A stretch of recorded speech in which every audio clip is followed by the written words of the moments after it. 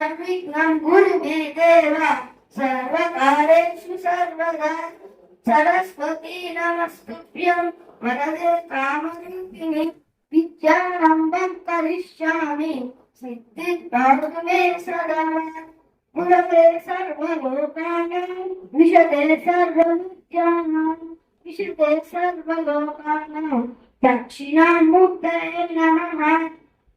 गुरु ब्रह्मा गुरु विष्णु गुरु देवो गुरु साक्षात् ब्रह्मा तस्मै श्री गुरवे नमः। श्री राम राम रामे रामे रामे मनोरमे सहस्रनाम तत्तुल्यं राम नाम वरानमे। ఆధ్వర్యంలో పుట్టరాజు పుణ్య రామలక్ష్మణ విశిష్ట సాహిత్య పురస్కారానికి వేదికకు వచ్చినటువంటి ఆహుతులైనటువంటి సాహితీవేత్తలు, సాహిత్య ప్రియులు, కవులు, పండితులు, కళాభిమానులు, రంగస్థ నటులు అందరికీ హృదయపూర్వకమైనటువంటి స్వాగతం, హృదయపూర్వక నమస్కారం తెలియజేస్తున్నాము. ఈ యొక్క కార్యక్రమాన్ని ఇక్కడ ఏర్పాటు చేస్తున్నామంటే సాహితీవేత్త, సాహితీ పోషకులు, తర్వాత గత 20 సంవత్సరాలుగా ఆ అమ్మ నాన్న యొక్క రుణం తీర్చుకోవడానికి ఈ పుట్టరాజు పుల్లయ్య రామలక్ష్మణ చారిటబుల్ ట్రస్ట్ ఏర్పాటు చేసి గత 20 సంవత్సరాల నుండి ఇక్కడ సాహితీవేత్తలకు, అట్లాగే మంచి కళారంగాలలో మంచి నిష్ణాతులైన వారికి, ప్రముఖ రంగస్థలకు గౌరవ పురస్కారాలను అందజేస్తూ ఉన్నటువంటి వ్యక్తి. అంతేకాకుండా దాదాపు 20 గ్రంథాలు రచించారు, 20 మందికి పురస్కారాలు అందజేశారు. ఆయన 20 పురస్కారాలు అందుకున్నారు. గత 20 సంవత్సరాలు జరుగుతున్నారు. ఆయన చేస్తున్నటువంటి సాహితీ సేవకు ప్రభుత్వం వారు గుర్తించి మన విశ్వాస సంవత్సర ఉగాది రోజున వారికి ఉగాది పురస్కారాన్ని ముఖ్యమంత్రి చేతుల మీదుగా అందుకోవడానికి అభినందనీయం. అది సభముఖంగా వారిని అభినందిస్తూ ఉన్నాయి. తర్వాత ఈరోజు కార్యక్రమంలో మనకి పిఠాపురం ముద్దుబిడ్డ పెరందిపాడు పురిగడ్డ అద్దంకి సృజన సాహితీ సంస్థ అనేటువంటి రథసారథి, మంచి కవి, మంచి వ్యక్తి, సాధుశీలి అయినటువంటి ఈ యొక్క గాడేపల్లి దేవాలయ గారిని అధ్యక్ష వహిస్తుగా సాదరంగా ఆహ్వానిస్తాం.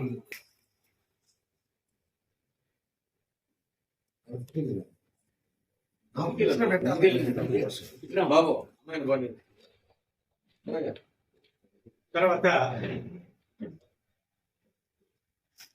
శ్రేష్టమైనటువంటి శ్రావణ మాసంలో పుట్టినటువంటి పురుష పొంగవలు చందనం. చందనం అంటే సుగంధం, అంటే సాహితీ సుగంధ పరిమాణాలను వెదజల్లుతూ వారి యొక్క చందవరానికే అదృష్ట దీపమైనటువంటి వారు చేరెడ్డి మస్తారెడ్డి గారు. వారి గురించి చెప్పాలంటే వారు గొప్ప పండిత వర్యులు. దాదాపు 100 గ్రంథాలకు సమీక్షలు చేసినటువంటి వారు. అలా కాకుండా ఆ యొక్క దాదాపు సమస్య పూర్ణంలో 300 పద్యాలను అలవోకగా రచించి ఆయన శ్రోతలను మంత్రముగ్ధులను చేసినటువంటి వారు. అలాగే ఇక కొండవీడు ప్రాంతం యొక్క చరిత్రను కొండవీడు కళ కాంతిరేఖ అనేటువంటి పేరుతో రచించి ఆ కొండవీడు ప్రాంతం యొక్క సంస్కృతి సాంప్రదాయాలను ప్రజలకు తెలియజేసినటువంటి గొప్ప వ్యక్తి అయినటువంటి డాక్టర్ చేరెడ్డి మస్తారెడ్డి గారిని సాదరంగా వేదికకి ఆహ్వానించారు.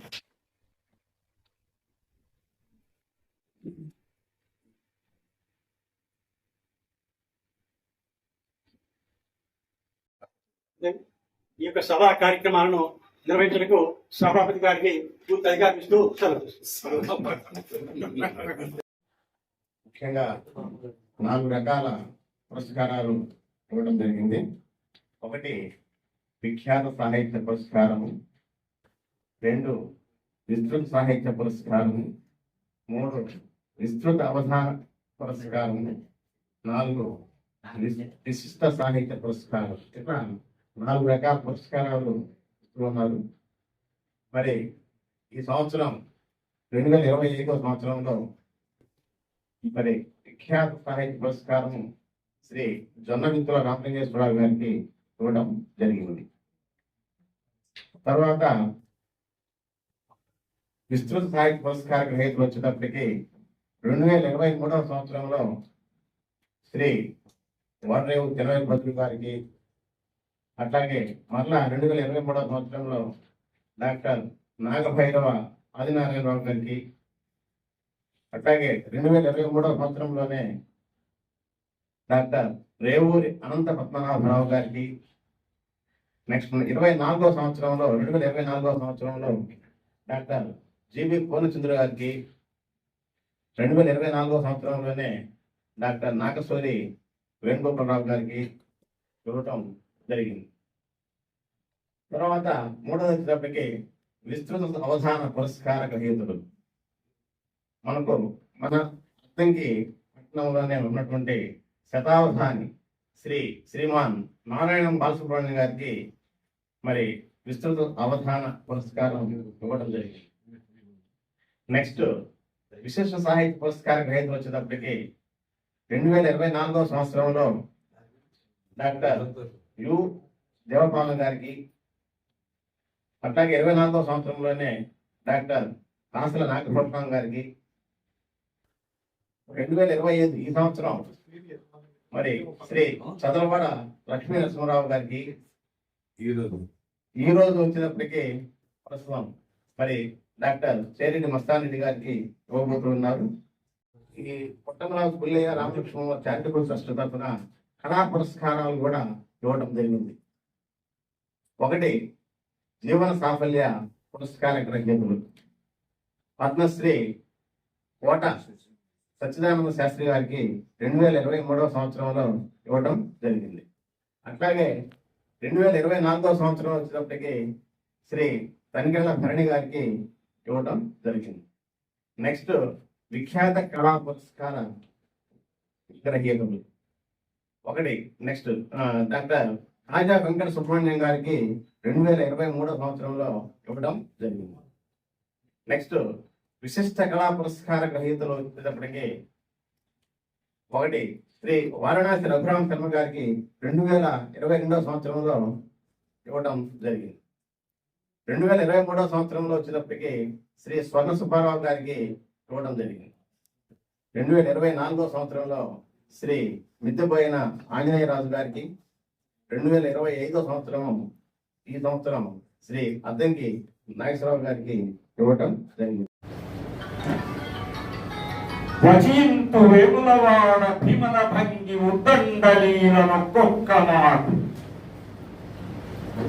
భాషింతు ననయ భక్తు మార్గంబున ఉభయ వక్రోడి నొక్కొక్క మాట వాకృత్తు దిక్కయజ్వ ప్రకారము రసాక్షిచిత బంధమున నొక్కొక్క మాట పరిహవింతు ప్రబంధ పరమేశ్వరుని ఠేవ సూక్తి వైచిత్రి నొక్కొక్క మాట అటు శ్రీనాథ మహాకవి తన రచనలో నన్నయ శైలిని, నన్నయ పద్ధతిని, నన్నయ రచనా విధానాన్ని అనుసరిస్తానని, మనకి వేములవాడ భీమకవి రచనలు లేవు కొన్ని పద్యాలు తప్ప, చాటు పద్యాలు తప్ప, ఆ ఉద్దండ వీళ్ళని ప్రదర్శిస్తానని, తిక్కన రసాభ్యుచిత బంధాన్ని తన రచనల్లో చూపిస్తానని, ఈ గడ్డ మీద పాదం మోపిన, ఈ గడ్డకి పవిత్రతని సంతరించిన ప్రబంధ పరమేశ్వరుడు ఎర్రప్రగడ దగ్గరికి వచ్చేటప్పటికి ఠకారం ఉపయోగించాడు. పరిఢవింతు ప్రబంధ పరమేశ్వరుని ఠేవ ఠకారం వాడి సూక్తి వైచిత్రి నొక్కొక్క మాటలు అన్నాడు శ్రీనాథుడు.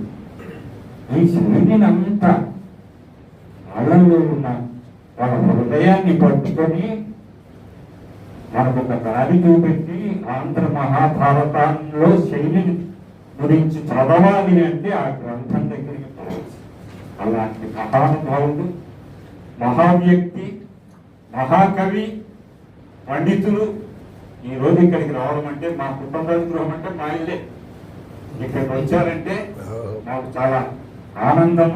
దాన్ని సత్కరించుకోవడం అనేది నాకు ఒక మంచి అనుభూతిని నిర్మిస్తున్నాను. ఇంకొక మాట మాత్రం చెప్తాను. మా వరుసకి మామగారు అంటే మా జ్యోతిష్మతి నాన్నగారు బావగారు అవుతారు. నాన్న ఇంకొక బాలపట్టి వేణుగోపాల్ ఆ పాలపర్తి వేణుగోపాల్ గారు, అక్కడ కూర్చున్న ప్రముఖ పండితులు కోలేపల్లి రాధాకృష్ణమూర్తి గారు, చేరెడ్డి మస్తాన్ రెడ్డి గారు, వీళ్ళంతా దాదాపుగా నరసరావుపేటలో సాహిత్య సభల్లో కలుసుకునే కవి పండితులు. నాకు మా బావగారు ఎట్లా గురుతుల్యులో వీళ్ళిద్దరూ కూడా అలాగే గురుతుల్యులుగా నేను భావిస్తున్నాను. మన చేతి వేళ్ళు తప్పకుండా ఆ గ్రంథాన్ని స్పృశించాల్సిన విషయం ఉంది. దివాకర్ల వెంకటావధాని గారు రాసిన ప్రాణన యుగము, నన్న యుగము, ఎస్వి జోగారావు గారి రచన, ఇలా మహామహులు రాసిన రచనలతో సరితూగి అలా నిలబడగలిగిన గొప్ప గ్రంథాన్ని రచించిన వారు డాక్టర్ చేతుల మీద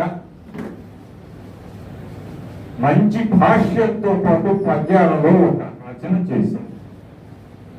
నమోవృషాధిపతి గారు చాలా గొప్ప పద్యకవి. వారు నేను రాసిన ఉపనిషత్తు గ్రంథము చిన్నప్పుడు ఎప్పుడో 4 ఏళ్ల వయసులో రాశాను. మీరు ప్రౌఢ నిర్భర వయ పరిపాకంలో ఈ గ్రంథం రాశారు, దశోపనిషత్ చంద్రిక అంటూ మాస్టర్ గారిని చూడారంటే ఇంకా మనం ఆలోచించుకోవచ్చు. వారి పాండిత్యాన్ని గురించి కానీ, వారి కవిత్వాన్ని గురించి కానీ, వారి సంస్కృత ఆంధ్ర సాహిత్యాల పైన ఉన్న అధికారాన్ని గురించి కానీ మనం ఊహించుకోవచ్చు.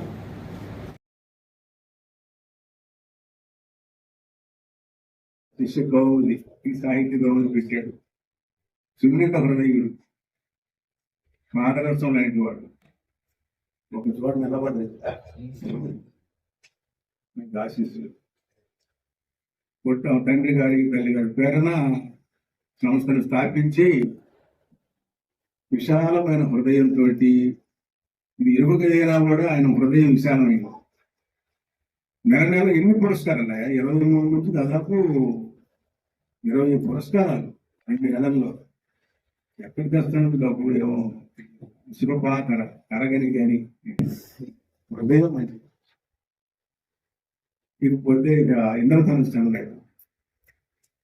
ఆ మధ్యన పండుగకి రేఖ పుస్తకం పంపించారు. దానిలో పద్యం చదివి నేను సాగిపోయాను. పద్యం యొక్క గమక, పద్యం యొక్క విశిష్టత. నేను సంప్రదాయ సాహిత్యంలో నాకు అభినయిస్తాను లేదు. క్లాసులో కూడా నేను డ్రామాలు వేసేవాడిని. మరి డ్రామాలు పెంచి నాది సాంబయ్య, జీవి శేషు మంత్రిగా పనిచేశాడు. శ్రీరాములు, అందరం కూడా యూనివర్సిటీ రంగస్థలం మీద నాటకాలు వేసినాం యోగారావు గారి ప్రేరణతో. వీళ్ళ ఫీల్డ్ వేరేస్తుంది. అప్పుడు కూడా మెత్తగా ఉండేవాడి. ఇప్పటికి కళాభివృద్ధి కలిగింది. పద్యం చదివి ఆగిపోయానండి. సర్వజ్ఞ నామాన సంగీత సాహిత్య చక్రవర్తిత్వము సలిపినొకడు, లఘుమాచరణ మంజుల కనక మణిరళబడితో శాస్త్రం రాసనొకడు, కర్ణవాలఖిపాల ఖండిత అఖిలకు వ్యాళ జరుగనంగా వటనొకడు, సుఖవేంద్రజాత చాటక మేజగాముదా సర్వేసుగనొకడు, అన్య దేశాల వాణిజ్య మందిరొకడు, వేద సంస్కృతి పాదుగా వెలుగనొకడు, రెడ్డిరాజుల చక్కల శ్రీల నుంచి బండబారిన కుండెతో కొండవైతే. కొండవీడు చూస్తా ఉంటే ఆ కొండవీడు బండరాయి అయిపోయింది అన్న. కొండే అది అంటే అది మానవీకరణ చేయటం, మనిషిగా చేయటం. ఆ పెద్ద నేను ఆగిపోయాను. బండబారిన గుండెతో కొండవైతే సిద్ధ పలకరింపు, ఎంత పలకరింపు. చరిత్ర మొత్తం తలుచుకొని నిలపించిన ఆ తలపులోకి వచ్చి గుండె పలకించినటువంటి అది పద్యం అంటే మామూలు రాదు. ఎందుకనే శేషుని శర్మ గారు శేషుని శర్మ ముందు మాట రాస్తూ బ్రహ్మవీధి అన్నది సవాణి మూలవాంధ కవిదేవుడు మంచి అర్చన స్వామి. స్వామి ఇంకా ఒక పద్యం, స్వామి జీవించాలని తెలియదు పద్యంలో చెరి అంటారు. అది బాగా తెలుసు. కానీ సర్వత్రా ఆయన శబ్దం మాత్రం తిరుగుతుంది కదా, నాయకుడు గంభీరంగా నిలిచింది. నాగభైరం అన్నాడు, నాగభైరం కోడేశ్వర గారు పద్యం రాస్తే సాంఖ్యాకాశాన్ని సప్తవర్ణ సంపర్కం చేయాలన్నాడు. అటువంటి కవిత్వం మొక్కజొన్న గడ్డలు ఆరబోసినట్టున్నాడండి. గట్టు మీద పద్యం పాడుకుంటూ ఉండాలని పద్యం రాస్తాడు. మట్టి వాసన చాలా మంది రాశారు ఆయన భూమికలో. పేద చెరువు భావం రాలేదండి. దీక్షలు తప్పకుండా వచ్చేవాళ్ళు. రాత్రి కూడా బాధపడ్డాను, ఆరాకపోతున్నాను, నన్ను మాయలేసిపోతున్నాను. సుందరకాండ పారాయణలో సుగంధభరితమైనటువంటి 4 పుష్పాలు విప్పినట్టుండాల ఒక పట్నం కట్టుకు తీస్తే భానుప్రసాద్. వీళ్ళందరూ 20వ క్లాసులో జాషువా గారు ఆకర్షిస్తాడు, శ్రీశ్రీ గారు నేను ఆకర్షిస్తాడు. నీ సాహిత్యంలో చురకలు ఉంటే ఏమంటుంది, చల్లదనం ఉంటుంది, కమ్మదనం ఉంటుంది, ప్రేమ ఉంటుంది, ప్రణయం ఉంటుంది, నాకు వస్తుందంట. ఊదినట్టు ఉంటుంది ఆయన సంప్రదాయంగా రాసింది. అనే చెడపల్లి వెంకట శాస్త్రి గారిని గురించి రాసిన, జాషువా గారిని గురించి రాసిన. ఆకలితో మండిపోయేటువంటి వాడు జమ్మి చెట్టు కొమ్మ నీడలో ఉంటే వాడు ప్రమాణంగా భోజనం చేస్తాంటే ఆకలి అయినటువంటి వాడు అన్నం పెట్టండి అని చెప్పంటే, ఇప్పుడు 4 కూరలు కూడా రుచి చూస్తూ ఉంటే నీ కర్మరా అని చెప్పి అంటుంటారు. నా బెరేనేది బ్రహ్మణాభి సురైరపి లలాటానికి తారేగా పరిమోసక్కితే నీ కర్మరా అది. ఆ కర్మ బ్రహ్మాండ రాశాడు. మీరు గెలబుట్టిన వాళ్ళు, మీరు పని పెట్టిన వాళ్ళు, మీరు కష్టించి పని చేసేవాళ్ళు, మేము దాన్ని దోచుకుని తినేవాళ్ళం.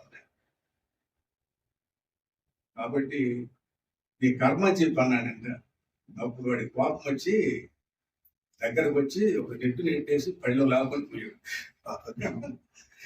అభ్యుదయం అంటే తిరుగుబాటు చేయండి రైతులు. ఎంతకాలం ఏడుస్తారా మీరు మీ కర్మని? వేరం మన మీది, ఎండ మనది, ఎండ మీది, బండ మీది, మట్టి మీది, శ్రమ మీది, స్వేరము మీది, కానీ ఫలితం వారి. ఎంతకాలం ఏడుస్తారు రైతులు? కాబట్టి మీరు సమైక్యంగా ఉండండి అని చెప్పి రాశాడు. అది సంప్రదాయ కవి. ఏ విధంగా నన్నయ్య భట్టారకుడి గురించి మరి రాశాడు ఆయన. నన్నయ్య భట్టారకుడి యొక్క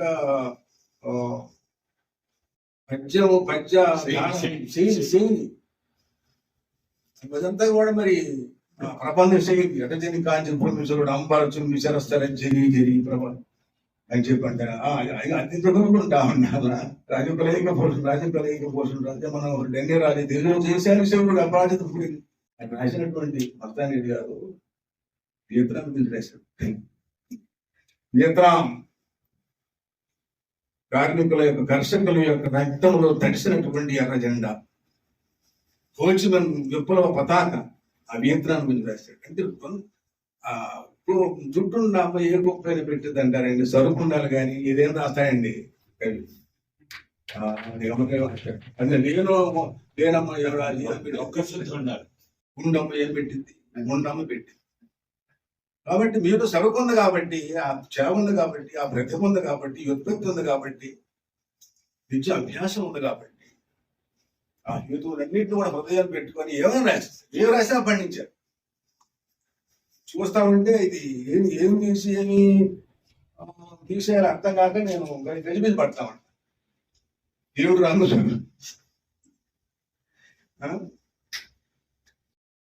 కలుస్తారు. స్త్రీల శృంగారవతులుగా చేసి రోషణ గురించి సరిదారి ద్రొక్కనించి వీరరసమున గాధారమై వహించు మించుపొడి నేను నిర్మించనేమో అంటాడు మొదలు.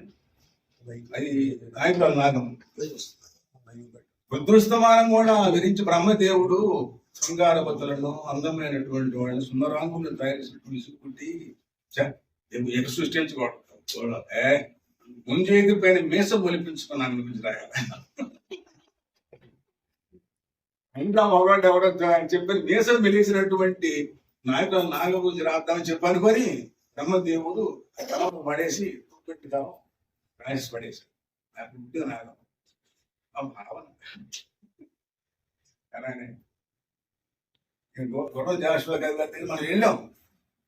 పక్షవాతం వస్తే మేము సీనియర్ మీరు జూనియర్, అప్పుడు ఇంటికి పోతే చుట్టుకుంటాం అన్నాడు.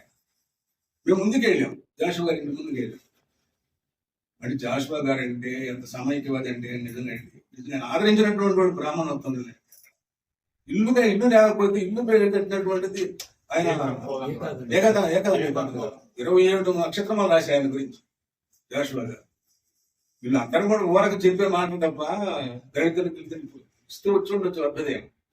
ఆనాడు ఎవరండి పోషించింది, ఆదరించింది, ఇల్లు కట్టి పెట్టింది, ఎకరం పొలం ఇచ్చింది, ఎమ్మెల్సీ ఇచ్చింది ఎవరండి? అందుకు వారిని ఆ జాషువా గారి ఇంటికి పోయాము.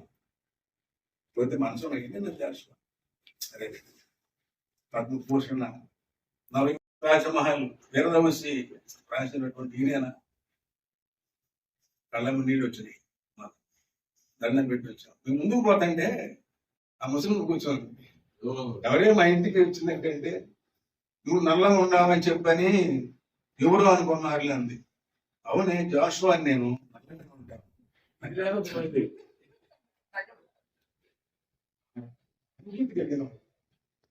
అంటే క్లాస్మేట్స్ గా 50 ఏళ్ల క్రితం వెనక్కి వెళ్ళిపోతే ఆ రోజుల్లో ఎక్కడ ఏ పేరు ఉన్నాడు, ఏం రాస్తున్నాడు, ఏకదండ పంతులు గారి హాల్లో అప్పుడే కొత్తగా వచ్చినటువంటి కొత్తగా ఫీల్డ్లోకి వచ్చాడు ఆయన. ప్రొఫెసర్ తెలుగు యూనివర్సిటీ పనిచేశాడే అదే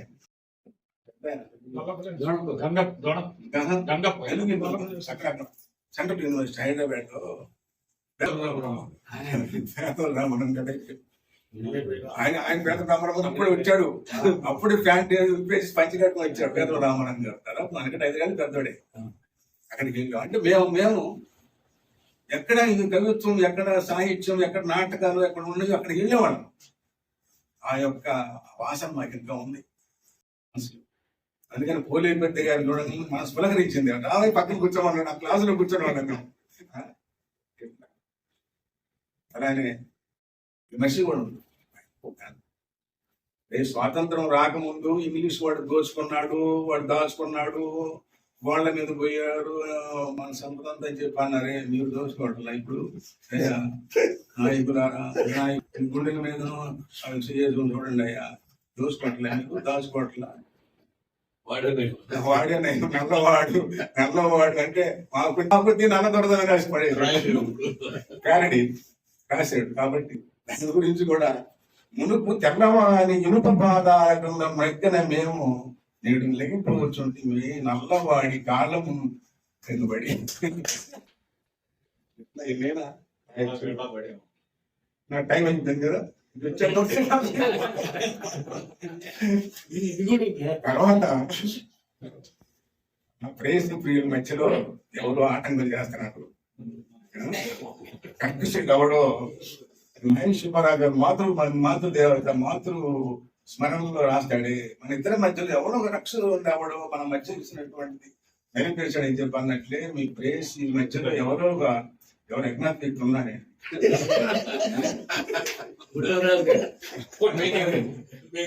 చదువుతా ఉంటే ఒక విశ్వనాథ్ వారు, ఒక జాషువా గారు, ఒక నాయన సుబ్బారావు గారు, దేవులపల్లి వారు అందరూ కూడా ఆయనలో జ్వరపడి రాసినట్టుగా ఉంటుంది.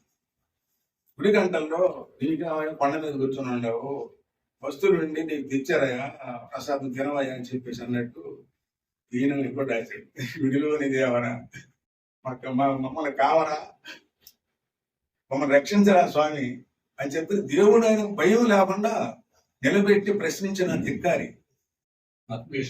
ఇంకా వచ్చిన కవిత్వం రాస్తాడు, గద్యం పద్యం అంటే ఎక్కువ నిర్వచనం కవి. వచనంలో పెద్ద మాట్లాడారు, అదే బాగా వచ్చేసింది. నిర్వచనం ఎక్కువ నిర్వచనం నాకు పంపించారు. అఖండ ప్రబంధం అయితే ఫండమెంటల్ రేఖ ఇతిహాసం, చారిత్రక ఇతిహాసం.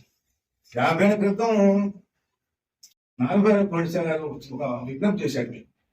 పీఠికలు ఏమిటంటే వస్తానండి నువ్వు బాగా రాస్తున్నావు, ఎప్పుడైనా సరే ఎప్పటికైనా సరే నీ కలం నుంచి చారిత్రక కాయం రావాలని చెప్పి అన్నాడు. కాబట్టి 50 తర్వాత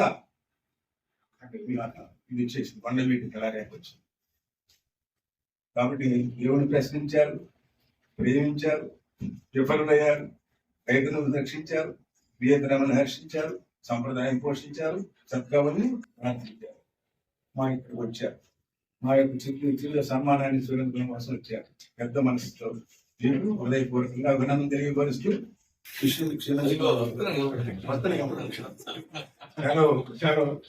ఉంటాను. నమస్కారం.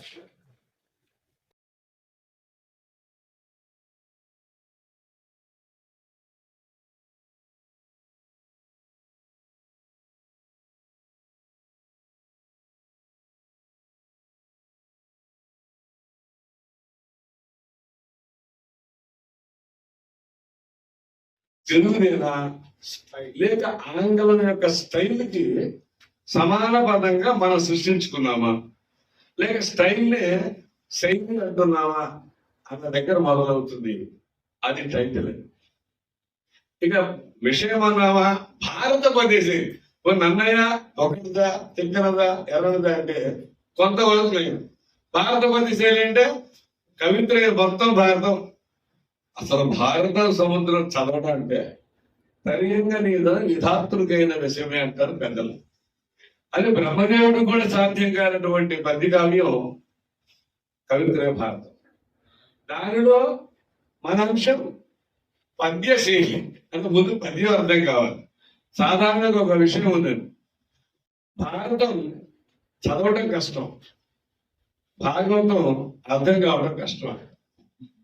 ఎందుకంటే భాగవత పద్యాలు శబ్దాలంకారాలు అనుప్రాసాలు కలుగుంటాం వల్ల అర్థం కాకపోయినా ఆనందంగా చదువుకుంటాం. విష్ణుడు జిష్ణు హిష్ణు సహిష్ణు కృష్ణు అబ్బా ఎంత బాగున్నాయి, అర్థం అడిగింది. కానీ తిక్కన మధ్య చూడలేండి, చదవడమే కష్టం అండి, అర్థం అవసరం.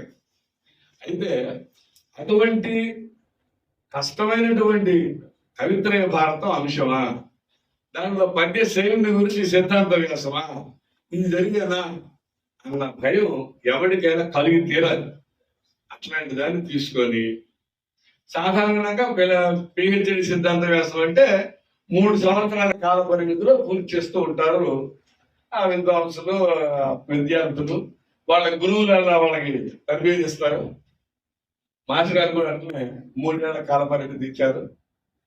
ఇది పూర్తి అవుతుంది 3 ఏళ్లలోనని నేను కలలో కూడా ఊహించలేదు అన్నారు మాత్రానండి. అది 8 ఏళ్ళు కష్టపడ్డారు తండ్రి మీకోసం, పండే ఈ రీతిగా ఈ విధంగా పండింది చూడు అని చెప్పి ఎంత సవినయంగా చెప్తారంటే, ఈ కావ్య రచనలో నేను నాకన్నా పెద్దల ఆశీస్సులు తీసుకున్నాను, మిత్రుల బంధువుల సహాయం తీసుకున్నాను, నాకన్నా పిల్లల యొక్క సహాయం కూడా తీసుకున్నాను. తండ్రి నీవు వీరందరి హృదయాలలో చొక్కి నా కార్యక్రమాన్ని సహకరించేందుకు నీకు ధన్యవాదాలు. ఎందుకంటే వారికి సహాయం ఇచ్చే మిత్రులు ఉన్నారు, నేను అనుకోవట్లే. అంతటి గొప్ప పని చేసి ఇంత వినయంగా చెప్పిన వినయమూర్తి డాక్టర్ కిరణ్ వస్తారు. ఇది గ్రంథ పరిచయం. ఇంత కష్టపడి రాసిన తర్వాత మన జంధ్యాల బాబాయ్ శాస్త్రి గారు వారిని ప్రశంసించిన తీరు చూస్తే ఆనందంతో హృదయం తాండవం చేస్తుంది. అంత గొప్పగా జంధ్యాల వారు ఆశీస్సులు ఇచ్చారు, మధునా పంతులు గారు ఆశీస్సులు ఇచ్చారు. నేనేంటే కదా పరోక్షంగా కవిత్రయ ఆశీస్సులు కూడా నీకు ఉన్నాయి అన్నారు మధునా పంతులు. ఇక మన మిగతా లబ్ధ ప్రదేశ్లో జోగారావు గారు, ఎస్వి జోగారావు గారు, కానీ వాళ్ళ గురువు గారు అసలు బొడ్డుపల్లి పురుషోత్తం గారు కాదు, ఎంతో లోకల్లో కూడా మాస్టర్ గారిని అంతగా ఒకడించుకోండి. ఇది ఒక విషయం. ఇప్పుడు బాల్యం నుంచి ఒక మాట చెప్పి మళ్ళీ భారతదేశానికి వస్తారు. బిఏ చదువుకున్నారు తాపరాయని, ఏదో వరకు మన కాలేజీ కాదు సర్వప్రథముడిగా వస్తున్నాయి. ఎంఏ చదివారు, ఎంఏలో సర్వప్రథములుగా వస్తున్నాయి. ఇట్లా ఎక్కడ ఉన్నా ఆయన అగ్రశ్రేణిలోనే ఉన్నాడు, అగ్రేసరులుగానే ఉన్నాడు, పద్య రచనలు అగ్రేసరులుగానే ఉన్నాడు. ఇంతటి సామర్థ్యం రావడంలో ప్రధాన భూమిక మహాభారతానికి. 8 సంవత్సరాలు భారతం, కవిత్రే భారతం మొత్తం చదివి పద్య శైలిని చూచి వింగడించుకొని ఎక్కడ ఎలా ఉండాలో చెప్తూ ఆ పద్యం ఒక్కసారి కవిత్రే భారతం చదవడానికి మనకి జీవితకాలం పడుతుంది. నేను 80లో మొదలు పెట్టాను కవిత్రే భారతం చదవాలని. 3 సంవత్సరాలు చదివాను. ఏది అర్థమే కాదండి. ఉన్న అక్షరం తెలిస్తే చాలా తర్వాత సంగతి చదివేది నాకు అవసరం. పద్యం చదువుతాను. 3 సంవత్సరాలు పెట్టేది సార్ చూసి చదవడానికి. ఇంకా పద్యం అర్థం కావడానికి, ఆ పద్య శైలిని వినడానికి, దాని శైలి విన్యాసాలు ఉన్న విశేషాలు చెప్పాలి అంటే నాకు 3 జన్మలు కావాలి. అట్లాంటిది ఆయన చదివారు. ఇక మొదటికి వచ్చాం మళ్ళీ శైలి. అసలు శైలి అన్నమాట తెలుగులో ఉన్నదా? లేదు. మరి లేనప్పుడు మన ప్రాచీన అలంకారికులు శైలిని చెప్పారుగా. చెప్పారు ఎక్కడన్నా? శయ్య అన్నారు, రీతి అన్నారు, ప్రకారం అన్నారు, కానీ ఎక్కడ శైలి అనలేదే. కానీ ఈ శబ్దం ఎవరు ప్రయోగించారు, ఎక్కడ ప్రయోగించారు అని ప్రథమోల్లాసంలో మొదలుపెట్టారు. మొదలుపెట్టి వాల్మీకి బాలకాండలో శైలి శబ్దాన్ని ప్రయోగించారు అని చెప్పారు. ఏమంటే 24,000 గ్రంథ శ్లోకాలు ఉన్న రామాయణంలో శైలి అన్న 2 అక్షరాల మాట ఎక్కడ ఉంది కనుక్కోవడానికి ఎంతటి శ్రమ అవసరము, ఎంతటి దీక్ష అవసరము, ఎంతటి సునిశ్చిత వీక్షణ అవసరము కనుక్కున్నారు శైలి. 2 చోట్ల వాల్మీకి శైలి శబ్దాన్ని ప్రయోగించారు. అక్కడ అక్కడ ప్రస్తావన వచ్చారు. మరి తెలుగు ఎవరు వాడలేదంటే వాల్మీకి తర్వాత తెలుగులో శైలి శబ్దాన్ని పాలకూరికి సోమన మొట్టమొదటిగా వాడాడు. వాల్మీకి తర్వాత వాడిన తెలుగు కవి ఆయన. పండితారాజ్యాల వాడు వారితో పండితారాజ్యుల వారు వాడారు. సోమన వాడాడు బసవపురంలో. పండితారాజ్యుల వారు అక్కడ వాడిన శైలికి ఇప్పుడు మనం అనుకుంటున్న శైలికి పొంతన కూడా లేదు. కాబట్టి మన తెలుగు భాషలో ఉన్న శైలికి ఇప్పుడు మనం అనుకుంటున్నటువంటి శైలికి సంబంధం లేదు. మరి ఎలా రూపాంతరం చెందింది? కాబట్టి తెలుగు సాహిత్యం మొత్తంలో ఎక్కడైనా శైలి శబ్దం ఉన్నదా, ఉంటే ఏ అర్థంలో వాడారు అని నన్నయ్య సమకాలికుడో, కొందరి దృష్టిలో పూర్వుడో, మన భాషలో నన్ను తర్వాత వాడైన నన్నచూరుడి దగ్గర మొదలు పెట్టుకుని చిన్నసూరి దాకా ఉన్న అన్ని గ్రంథాలలో శైలి శబ్దం ఎక్కడ ఉందో విశేషించి ఏ అర్థంలో వాళ్ళు వ్రాశారో చెప్పి తనదైన శైలిలో దాని అర్థాన్ని ఇలా ఉండాలి అని చెప్పి ఒక నిర్వచనాన్ని సృష్టించిన సృష్టికర్త వస్తారు. ఇప్పుడు శైలి వచ్చిందండి. శైలి నిర్వచనం వచ్చింది. దీనిలో విన్యాసాలు మళ్ళీ ఎలా ఉంటుంది? ఇలా మాస్టర్ గారు చెప్పారు, ఒక పద్యం చదివారు, ఇది ఎవరిది అనగానే మనం కూడా అది జంధ్యాల వారిని చెప్పాము. జాషువా గారి పద్యం విన్నాం. 100 పద్యాలు కవులు రాసి పెట్టండి, ఒక్క పద్యం మధ్యలో పెట్టండి, ఇది జాషువా గారి పద్యం నేను కూడా. ఎందుకంటే ఆ కవిలో ఉన్నటువంటి ముద్ర. Then can we say the style of Jashuva? చెప్పలేదు. మేబీ అంతే కదా. ఒక 100 పేజీల వచనం ఉన్నది, మధ్యలో ఒక పారాగ్రాఫ్ విశ్వనాథ వారిది పెట్టండి, చదువుతూ చెప్పొచ్చు ఈ పారాగ్రాఫ్ విశ్వనాథ వారిది అంటే అది విశ్వనాథ వారి శైలి. ఇందాక చెప్పిన వాటిలో ప్రస్తారము, ఆచార్యము, సాంప్రదాయం ఇలాంటి అర్థాలు ఉన్నాయి, కానీ ఈ అర్థం లేదు కదా. దీన్ని నిర్వచనం చెప్పుకుంటూ రావడమే కాకుండా దీన్ని ఇంకెవరన్నా ఈ అర్థంలో ప్రయోగించారా అని మళ్ళీ వెనక్కి వెళితే మనుస్మృతి మనకున్న కావ్యాల్లో చాలా పురాతనమైన కావ్యం. దానికి బంగ్లాదేశీయుడైన కుల్లుకు భట్టు వ్యాఖ్యానం వాడారు. ఇది నాకు ఆ గ్రంథంతో పరిచయం ఉన్నదండి. నేను తెలియక మనుస్మృతి నాకు బొమ్మని చెప్పి చౌకాంబ వాళ్ళకి రాశానండి. దాదాపు 85 ప్రాంతం రాస్తే వాళ్ళు విడిగా లేదండి కుల్లుకు భట్టు వ్యాఖ్యానంతో పంపుతామన్నారు. పంపండి అన్నాను. వాళ్ళు అడగలేదు ఏ భాషలో ఉందని, ఏ లిపిలో ఉందని నేను అడగలేదు. కుల్లుకుబడి వ్యాఖ్యానం ఉందా అన్నాను, ఉన్నది అన్నారు, పంపమన్నాను, పంపారు, వచ్చింది. అది మనుస్మృతి ఏమో దేవనాగరిలో, కునుకబట్టి వ్యాఖ్యానమేమో బంగ్లా లిపిలో ఉంది. బెంగాలీ మనకేం తెలుసు, అది ఉన్నదో ఒకటే లేకుండా ఉన్నదో. సరే, దాంట్లో కునుకబట్టు శైలి శబ్దాన్ని గురించి చర్చించారు, దాన్ని పంపించారు. అక్కడ శైలి అన్న మాటకి సంప్రదాయము, ఆచారము అని మాత్రం. అంటే అక్కడ నుండి ఎక్కడ అంటే కేవలం దాకా అనుకున్నాం ఒక కవిత్రయ భారతంలో పద్య శైలి మాత్రమే కనుక 18 పర్ల భారతం చదివితే చాలు అనుకున్నాం. అదే కొండంత పని అనుకున్నాం. ఇప్పుడు శైలి శబ్దం కోసం ఇన్ని ప్రబంధాలు, ఇన్ని వ్యాఖ్యానాలు, సంస్కృత వాల్మీకి రామాయణం దా చదివితే పరిశోధన భారం కోజపతి వారి మాటల్లో ఇప్పటికి 30, 2 3 ఇంత భారాన్ని ఎత్తుకొని చదవడం మొదలుపెట్టారు. ఆ తర్వాత 2వ పేజీ తిప్పగానే శైలి శబ్దాన్ని ధాతువు మీద నిష్పన్నం చేశారు. ఏ ధాతువు ఏ ఉపసర్గ చేరింది అని శబ్ద నిష్పత్తి చేసి శైలి శబ్దాన్ని తెలుగులోకి తీసుకొచ్చారు. ఆ తర్వాత తెలుగులో ఉన్న నిఘంటువులలో ఎన్ని నిఘంటువులు శైలిని ఉపయోగించాయి, ఆయన ఏ నిర్వచనం చెప్పారు, ఏ అర్థంలో శైలిని వాడు వాడారు అని కొన్ని నిఘంటువుల జాబితా చూస్తే మనకు అర్థమవుతుంది. ఎన్ని నిఘంటువులు చూశారు, అన్ని నిఘంటువులు చెప్పినటువంటి అర్థంగా ప్రక్కన పెట్టారు. ఆ తర్వాత ప్రాచీన, అధునాతన, మరి ఆ మోడర్న్ పిల్లల శ్రీకాంతం దాకా ఎంతమంది శైలి శబ్దాన్ని గురించి నిర్వచనాలు చెప్పారో ఆ నిర్వచనాలన్నీ క్రోడీకరించారు.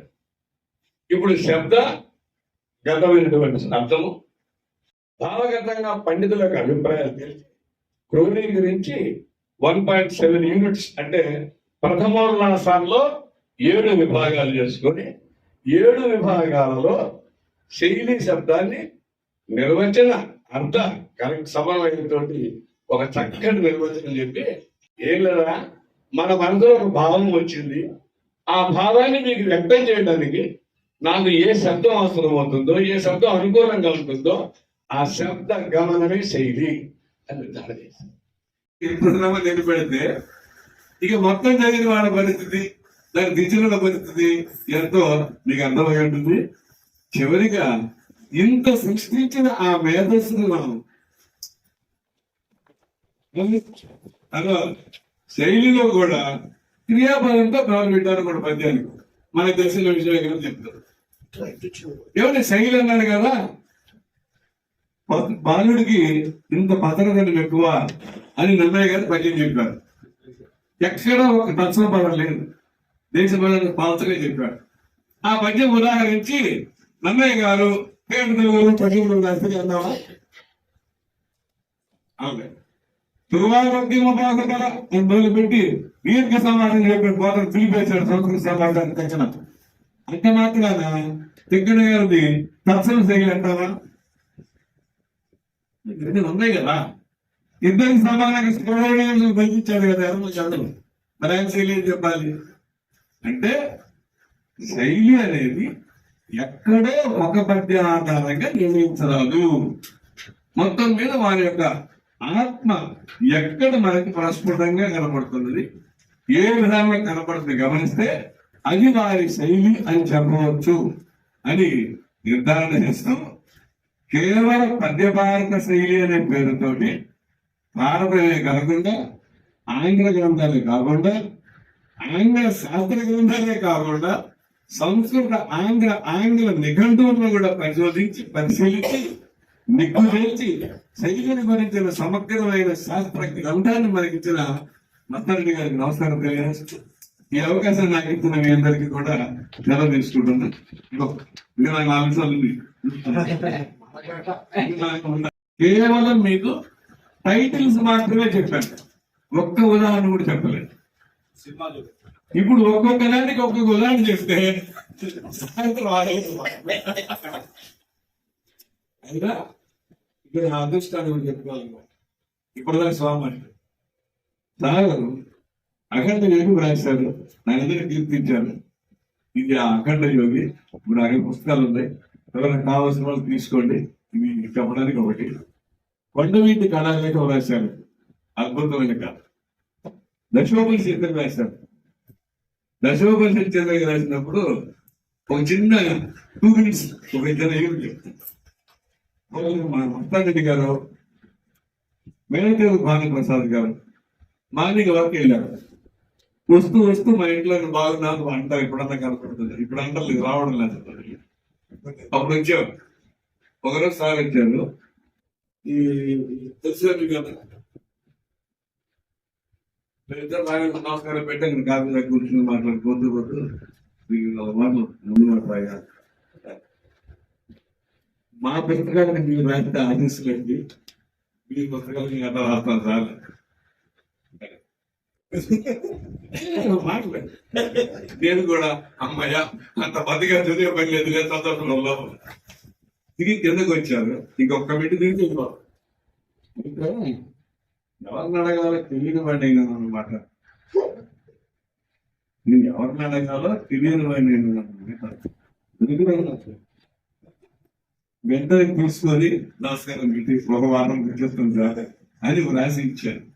ఇంత సునిశ్చితంగా ఖచ్చితంగా ఎదురు వాళ్ళు కానండి వీలు లేనంత గొప్పగా మాట్లాడే సంభాషణ చాతుర్యం బాగా.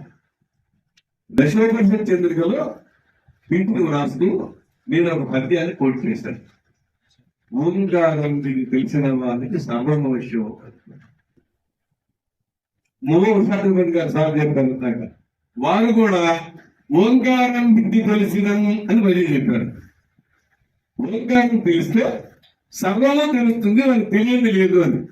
నాకు ఓంకారం తెలుసుగా, నాకు తెలుసా కాదుగా అన్నప్పుడు మరి మీ అనువాదం ఏమైంది తెలిపోయింది కాదు.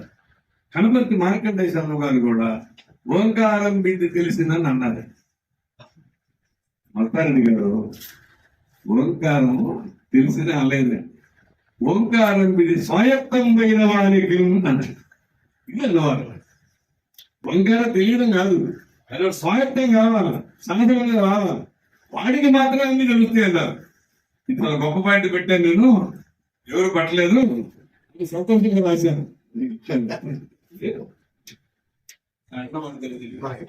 పొగడలేదండి, ఎప్రిషియేట్ చేయలేదండి. వాళ్ళు మహానుభావులు ఎన్నో 100 పద్యాలు రాశారు. మధ్య వాళ్ళకన్నా బాగుందనుకో, ఇది రాష్ట్రం వాళ్ళ కీర్తి బసి కాదు తీసేయండి అన్నారండి. ఇప్పుడు ఈ పెట్టుకలది లేదు, రాసి పెడితే మనం వాళ్ళ కీర్తిని పెంచాలి కానీ వాళ్ళ తక్కువ రాయకూడదు.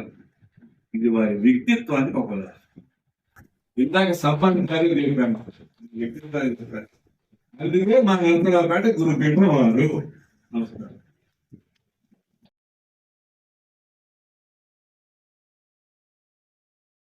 విశిష్ట సాహిత్య పురస్కారాన్ని అందుకోబోతున్నటువంటి గురువర్యులు, గురుతుల్యులు డాక్టర్ చేరెడ్డి మస్తానరెడ్డి గారు.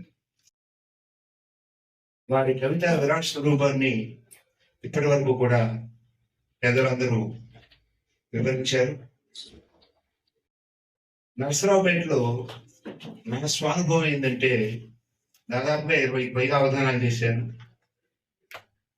ఇలాంటి గొప్ప వ్యక్తి ముందు నేను అవధానం చేయటం హనుమంతుడు ముందు గొప్పగంతులు అని అనుకుంటున్నా. వాస్తవంగా వారి అనుభవం ముందు నేనంతటి వాడిని అని ఇప్పుడు అనిపిస్తుంది. అలాగే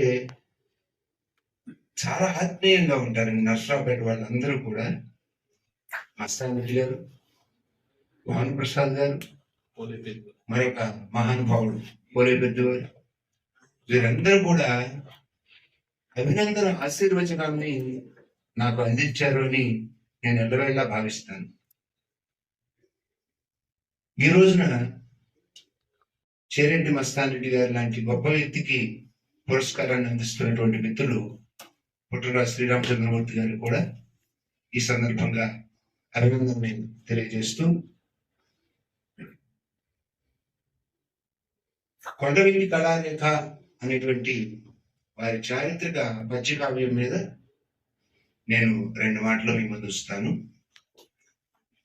రచన కోసమే పుట్టినటువంటి ప్రజ్ఞాగరుడు డాక్టర్ చేరెడ్డి మస్తానరెడ్డి గారు అనేది పునరుక్తి దోషం అవంతైన లేని అసంశిసమైన సత్యం అని పోలేమిడి వారు అంటారు. నిజం. గడ్డపారల్ని గోగుగాడలాగా మెరిదిప్పి ముడివేయగలిగిన బలసంపన్నులుగా కొండవీటి రెడ్డి రాజు. అలాంటి కొండవీటి రెడ్డి రాజుల చారిత్రక నేపథ్యంతో కూడినటువంటి ఈ కావ్యం చాలా అద్భుతంగా సాగుతుంది. అన్ని రసాల్ని కూడా వారు ఈ కావ్యంలో పండించారు. ఆంధ్రప్రదేశ్ లోని పల్నాడు జిల్లాలో ఉన్న కొండవీడును రాజధానిగా చేసుకుని ఇటు నెల్లూరు జిల్లాలో ఉన్న కందుకూరు నుంచి అటు పశ్చిమ బెంగాల్లోని మాల్దా వరకు తమ రాజ్యాన్ని విస్తరింపజేసినటువంటి వీరాజు వీరుడు రెడ్డిరాజు. సంగీతం, సాహిత్యం, చిత్రలేఖనం, శిల్పం, నాట్యం అనేటువంటి ఈ దళిత కళల్ని సమాదరించి కళాకారులను పోషించి సరస్వతికి సమారాధన చేసి విజయనగర రాజులకు, తంజావూరు రాజులకు, మధుర పాలకులకు మార్గదర్శకులైనటువంటి కళాభిమానులు రెడ్డి రాజులు. ఈ రెడ్డి రాజులు ఏలుబడిలో స్వర్ణయుగాన్ని అనుభవించి ఆ తర్వాత వచ్చిన కొందరి పాలనలో ఆ వైభవాన్ని ఒకంతగా కోల్పోయిన ప్రజానమున గంగ ఎడారిగా గంగ ఎడారిగా మారిపోవు అని అంటారు అక్కడ మస్తానరెడ్డి గారు. ఎంత అనుభవైకమైనటువంటి గొప్ప మాట ఇది. ఒక మామూలు పల్లెటూరుగా ఇవాళ ఉండిపోయినందుకు ఆయన చాలా వేదం చెప్తాడు. గారితో ప్రారంభించి కొండవీడు, అద్దంకి, రాజమండ్రి రెడ్డి రాజులు, గజపతులు, విజయనగర రాజులు, గోల్కొండ, నిజాం నవాబులు, ఫ్రెంచ్ వారు, బ్రిటిష్ వారు, ప్రస్తుత పాలకుల వరకు కొండవీటిని పరిపాలించడము, వారి హయాంలో జరిగినటువంటి ప్రధాన సంఘటనలు, రాజ్యాధికారం ఒక వంశం నుంచి మరొక వంశానికి బదలాయింపబడటం, సంక్రమింపబడటం, ఒక దేశీయుల నుండి మరొక దేశీయులకు ఎలాగా బదలాయింపబడిందో ఆ విధానం, ఆయా ప్రభువుల పాలకుల యొక్క గుణగణాలు, వారి బలహీనతలు, ఇవన్నిటినీ కూడా కళ్ళకు కట్టినట్టుగా ఒక్క వ్యర్థపదం కూడా లేకుండా అద్భుతంగా వారి యొక్క అనుభవాన్ని మొత్తాన్ని రంగరించి ఆత్మీయతను జోడించి హృదయావిష్కరణ చేసినటువంటి గొప్ప పద్యకావ్యం కొండవీటి.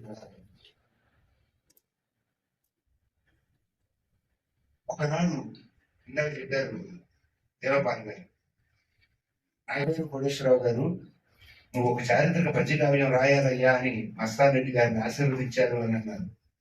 ఆశీర్వాదం నిజంగా పద్యకావ్యంలో ప్రశ్నలు కనిపిస్తారు. అంతేనండి, కొంతమంది పెద్దలు వాటి వాక్కు ఒక మాట అన్నారు అంటే ఆ మాట చెల్లుతుంది, జరుగుతుంది కూడా. కాకతీయ సామ్రాజ్యం అంతరించిన తర్వాత ఏర్పడి అత్యంత వేగంగా తన రాజ్యాన్ని స్థాపించుకున్నాడు. ఐదు కాలంలోనే కొండవీడు కోటని నిర్మాణం ప్రారంభించారు. ప్రళయ వేమారెడ్డి గారు తన ద్వితీయ రాజధానిగా ఈ కొండవీడిని చేసుకున్నాడు. రాజకీయ సమాజ సంక్షోభం అంతం చేసి దాదాపు ఒక శతాబ్దం పాటు పరిపాలించింది ఈ రెడ్డి రాజ్యం.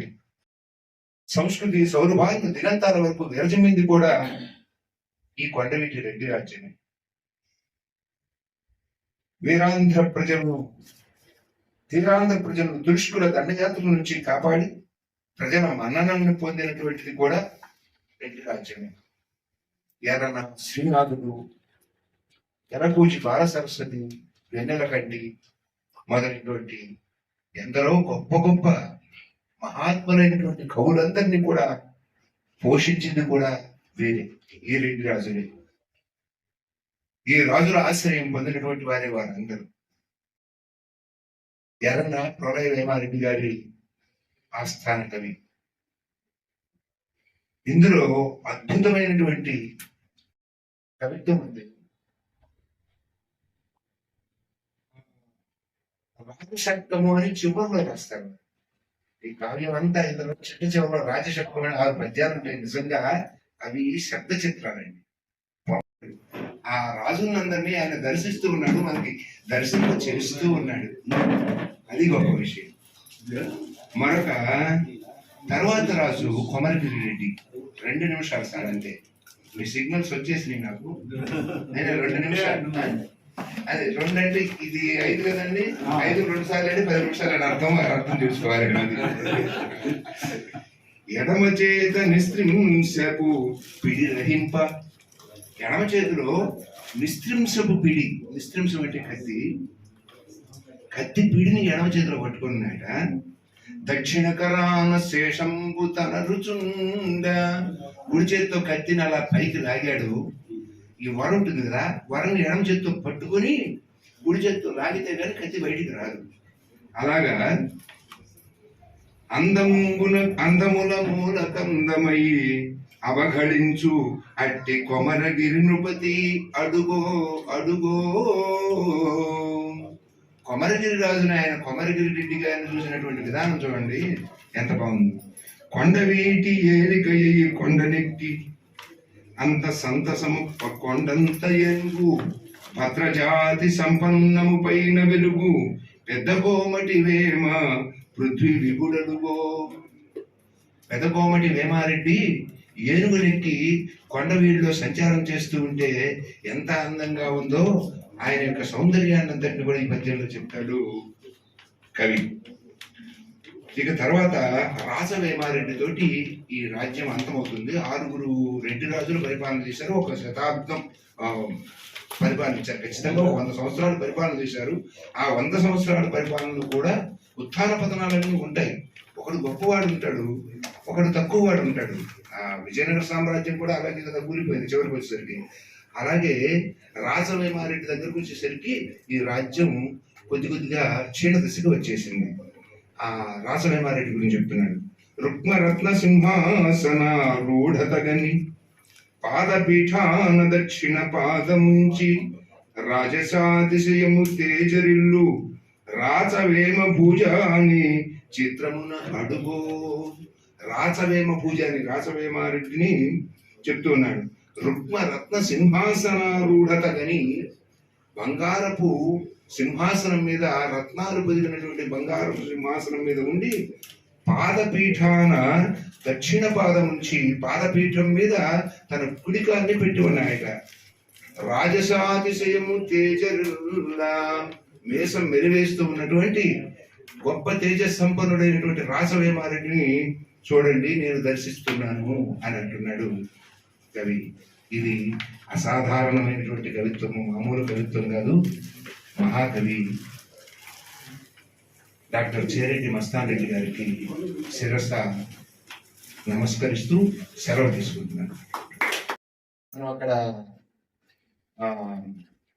కమలేశ్వర స్వామి ఆలయం దగ్గర పండరంగడు గుడగ విద్యార్థులు బొమ్మలు వేస్తారు చూడండి. అలాగా బొమ్మలు వేస్తే మస్తాన్ రెడ్డి గారి పద్యానికి ఆ అందమైనటువంటి బొమ్మల్లాగా పద్యాలు కనిపిస్తుంది. అంత అద్భుతమైనటువంటి పద్యాలు. 6 రెడ్డి రాజుల గురించి 6 పద్యాలు రాశారు. కానీ ఆ పద్యాలు కూడా తెగ ఏ పద్యం అయితే ఏమండి, వారికి ఏమైతే ఏదైతే ఏమవుతుంది, వారికి కాదు ప్రధానం, భావచిత్రం ప్రధానం, భావన ప్రధానం. హృదయంలో ఉండేటువంటి భావన పద్యంగా ప్రవహిస్తే శీర్షపద్యం అవుతుందా, తేట గీత అవుతుందా, ఆటగద్ద అవుతుందా, కందం అవుతుందా, ఇది ప్రసక్తి కాదు. ఆ పద్యంలో ఆ బొమ్మ ఉందా లేదా, ఆ మూర్తిమత్వం ఉందా లేదా అనేది కావాలి. అలాంటి బొమ్మ కట్టించేటువంటి గొప్ప కదండి మనం వచ్చే ఉన్నందుకు. మనం అందరం కూడా వారిని గురిపెట్టంగా భావించాలి. మహానుభావులు అద్భుతమైనటువంటి పద్యాలు రాశారు. వాటి గురించి 2 మాటలు.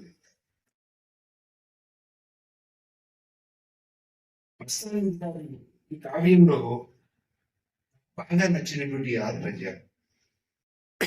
మిగతా నచ్చలేదా అని వస్తుంది. ఎందుకంటే రాజుగారి పెద్ద భార్య మంచిదంటే 2వ భార్య మంచిది కాదు అని పరిశేష న్యాయం వస్తుంది కనుక అంతా బాగుంది. కానీ ఒక్క మాట చెప్తా, అలాంటి ప్రసక్తి లేదు. ఎందుకంటే చెరకు కూడా మొత్తం అంతా తీపిగానే ఉంటుందిగా. ఎక్కడ కొరికినా, ఏ గడ కొరికినా, ఏ చిన్న ముక్క కొరికినా కూడా తీయగానే ఉంటుంది చెరకుగా. అలాగే ఈ కావ్యం అంతా అద్భుతంగా ఉంది. చూద్దాం రాజషట్కం ఎంత అందంగా ఉంది. అయితే అన్ని తెరలిపోతాయి.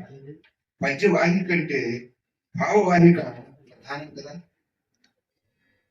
నాభినొక్క ఖడ్గము దక్షిణ కరమందు ఖడ్గమొక్కటి ఒప్ప మోకాలిపై పంచకట్టు సౌందర్యంబు పంచిపెట్ట వరను ప్రోలయవే మగుబాలుడదిగో. ప్రోలయవేమ భూపాలుని ఆయన దర్శించింది, మస్తారెడ్డి గారు దర్శించింది. బొమ్మ కట్టడం. ఇప్పుడు ప్రోలయవేమారెడ్డిని వారు చూడలేదు, మనం చూడలేదు, ఎవరు చూడలేదు. కానీ మహాకవి యొక్క ఆ హృదయం, కవి యొక్క హృదయం దర్శించింది. ఆ దర్శించినటువంటి బొమ్మ ఎలా ఉందో చూడండి. నాభినొక్క ఖడ్గము, ఒడ్డు దగ్గర ఖడ్గము, దక్షిణ కరమందు ఖడ్గం ఒక్కటి, కుడి చేతిలో మోకాలిపై పంచకట్టు సౌందర్యంబు పంచిపెట్ట వరలు మగుబాలుడదుగో అంటారు. రత్నరంజితమైన ఆయన తర్వాత ఆయన కుమారుడు ఎవరైనా అనబోతారండి. రత్నరంజితమైన తురాచి రత్నాలతో కూడినటువంటి కిరీటాన్ని పెట్టుకుని కథను తిరుగుచున్న కంకాణముపై కథను దొక్కుతూ ఉన్నటువంటి గుర్రం మీద పెడుతూ గుర్రము స్వారీ చేస్తూ ఉన్నటువంటి అనబోతారండి. ఎలా ఉన్నాడు తెలుసా? ఎడమ చేత వాగెను దాల్చి, ఆ పక్కాన్ని ఎడమ చేతితో పెట్టుకొని కుడి కరాన ఏతి ధరించిన, కుడి చేతిలో కత్తి పట్టుకొని పెడుతున్నటువంటి అపోదారిని చూస్తుంటే ఎంత ఆనందంగా ఉంటుంది అని అంటాడు. ఎక్కడ చూసామండి మనం? ఎన్టీ రామారావు చూసాము, బాలకృష్ణన్ చూసాము, లేకపోతే ఇంకోళ్ళు చూస్తాము. ఇప్పుడు మన కళ్ళ ముందు వాళ్ళు కనపడుతున్నారు. ఆ మహారాజుల యొక్క రూపాన్ని, ఆయన హృదయం దర్శించడం ఎంత అద్భుతంగా ఉన్నది. అడుగో ఇక తర్వాత అనవేమారెడ్డి గారు ఎలా ఉన్నారో చెప్తారు. నడుముపై వలకేలను ఎడమ చేత, నడుము మీద కుర్చీ పెట్టుకున్నాయట. ఎడమ చేత పాద తలమను దీర్ఘాసి పరిధనిల్లా, ఎడమ చేతిలో పెద్ద కత్తి ఉందట. ఆ కత్తి పాదాల దాకా తగులుతూ ఉన్నదట. పాదతలం దాకా తగులుతూ ఉన్నటువంటి ఒక పెద్ద కత్తిని ఎడమ చేతిలో పట్టుకొని కుడి చేతిని నడుము మీద పెట్టుకొని ఉన్నటువంటి ఆ అనవేమారెడ్డి అంఘ్రితలమున పెండారమనరుచుండ, అంఘ్రితలమున పాదాలకి గండ పెండేరం తొడుక్కుని ఉన్నటువంటి అనవేమ ధరణీశుడు అడుగో అడుగో.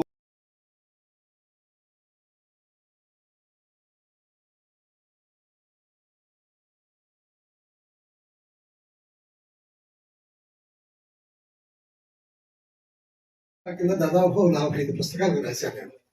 దాంట్లో అఖండ యోగం గురించి కూడా 2 మాటలు రాశాను. పెద్దలు డాక్టర్ చేరెడ్డి మస్తారెడ్డి గారి అమృత లేఖిని నుండి వెలువడిన కావ్యం అఖండ యోగం. పెద్దలు పోలేపెద్ది వారు ఉన్నట్లు ఎదురు ఉన్నారు. మానవ జాతిని మంచి వైపు, వెలుగుల వైపు, అమృతత్వం వైపు నడపడానికి తన తపశ్శక్తిని, జీవితాన్ని ధారవోసిన ఒక మహాత్యాగి అఖండ యోగి వృత్తాంతానికి చెందిన విషయం ఎంత చెప్పి ఆయన వాళ్ళ ముందు మాటలో రాశారు. ఇంకో మాట కూడా ఉంటుంది పోలేపెద్ది వారు. పవిత్ర భారత పద్యశైలిని పరిశీలించి పరిశోధించినటువంటి వారి నుండి ఆవిష్కరింపబడినటువంటి పద్య కావ్యమే అదని చెప్తూ, గొప్ప కావ్యం చెప్తూ చాలా మంచి మాటలు వారి గురించి రాశారు పోలేపెద్ది వారు. సరే, ఈ కావ్యానికి వచ్చేటికి 371 పద్యాల నిర్వచన కావ్యం. ఏం మాట్లాడినా పద్యంతోనే మాట్లాడతారు, పద్యంలోనే మాట్లాడతారు. మాధ్యమం పద్యం అయింది. ఎక్కడ కూడా వచ్చిన కనపడదు. ఏ పుస్తకాలు తీసుకున్నా కూడా మరి పద్యం కోసం పుట్టారని చెప్పడానికి ఇంతకన్నా ఉదాహరణ ఏం కావాలో చెప్పండి. ఏ కావ్యమైనా తీసుకోండి, ప్రతి కావ్యం కూడా పద్య సంభాషణ రూపంలోనే ఉంటుంది. ఈ కావ్యంలో నిత్య వ్యవహారంలో లేని ఎన్నో మారుమూల పదాలు మనల్ని పలకరిస్తాయి. మనకి చాలా మంది మర్చిపోయాం, తెలుగును మర్చిపోయాం. అట్లా మాసిపోయిన పదాలని ఈ కావ్యంలో మనకు కనపడతాయి, మనల్ని పలకరిస్తాయి.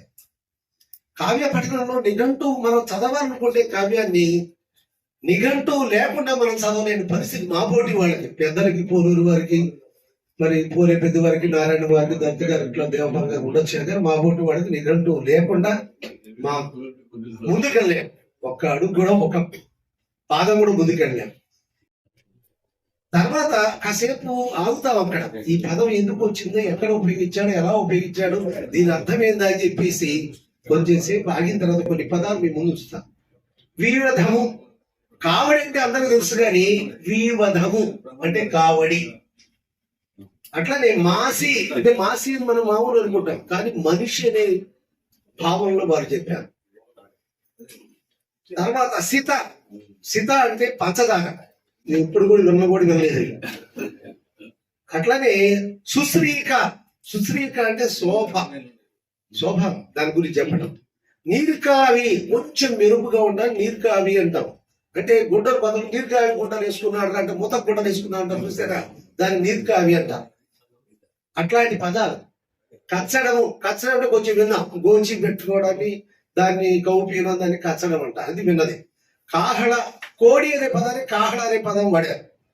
ఈ పదం కూడా మీరు ఎక్కడ వినలేదు, నేనైతే వినలేదు, పెద్దలు వినుండొచ్చు. ఈ విధంగా కావ్యం నిండా మనం మర్చిపోయిన పదాలు ఎన్నో కూడా మనల్ని పలకరిస్తాయి.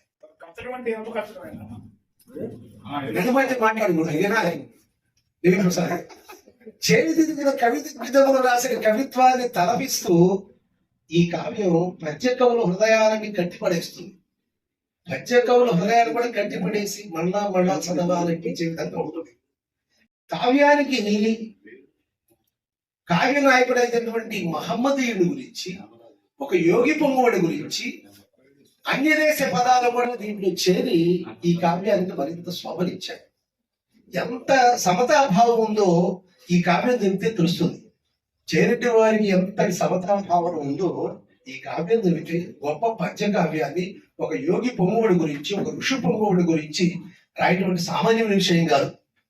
నవాబ్ గారి గురించి ఏం రాస్తామో అనుకుంటాం, కానీ ఆ పద్యాలు 370 పద్యాలు చదివితే ఎంత గొప్పగా ఆయనటువంటి మానవత హృదయాన్ని గురించి, కరుణ గురించి, దయాంత హృదయాన్ని గురించి చాలా చక్కగా చెప్పారు వారు.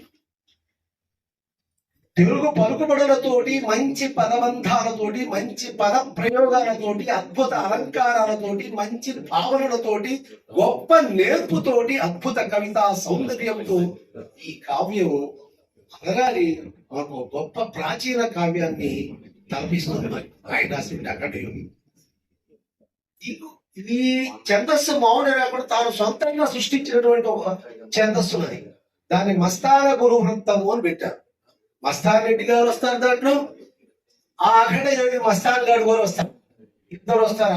అవంతా ఛందస్సు. మస తత నగ అనే 6 గణాలతో సాగుతుంది ఆ వృత్తం.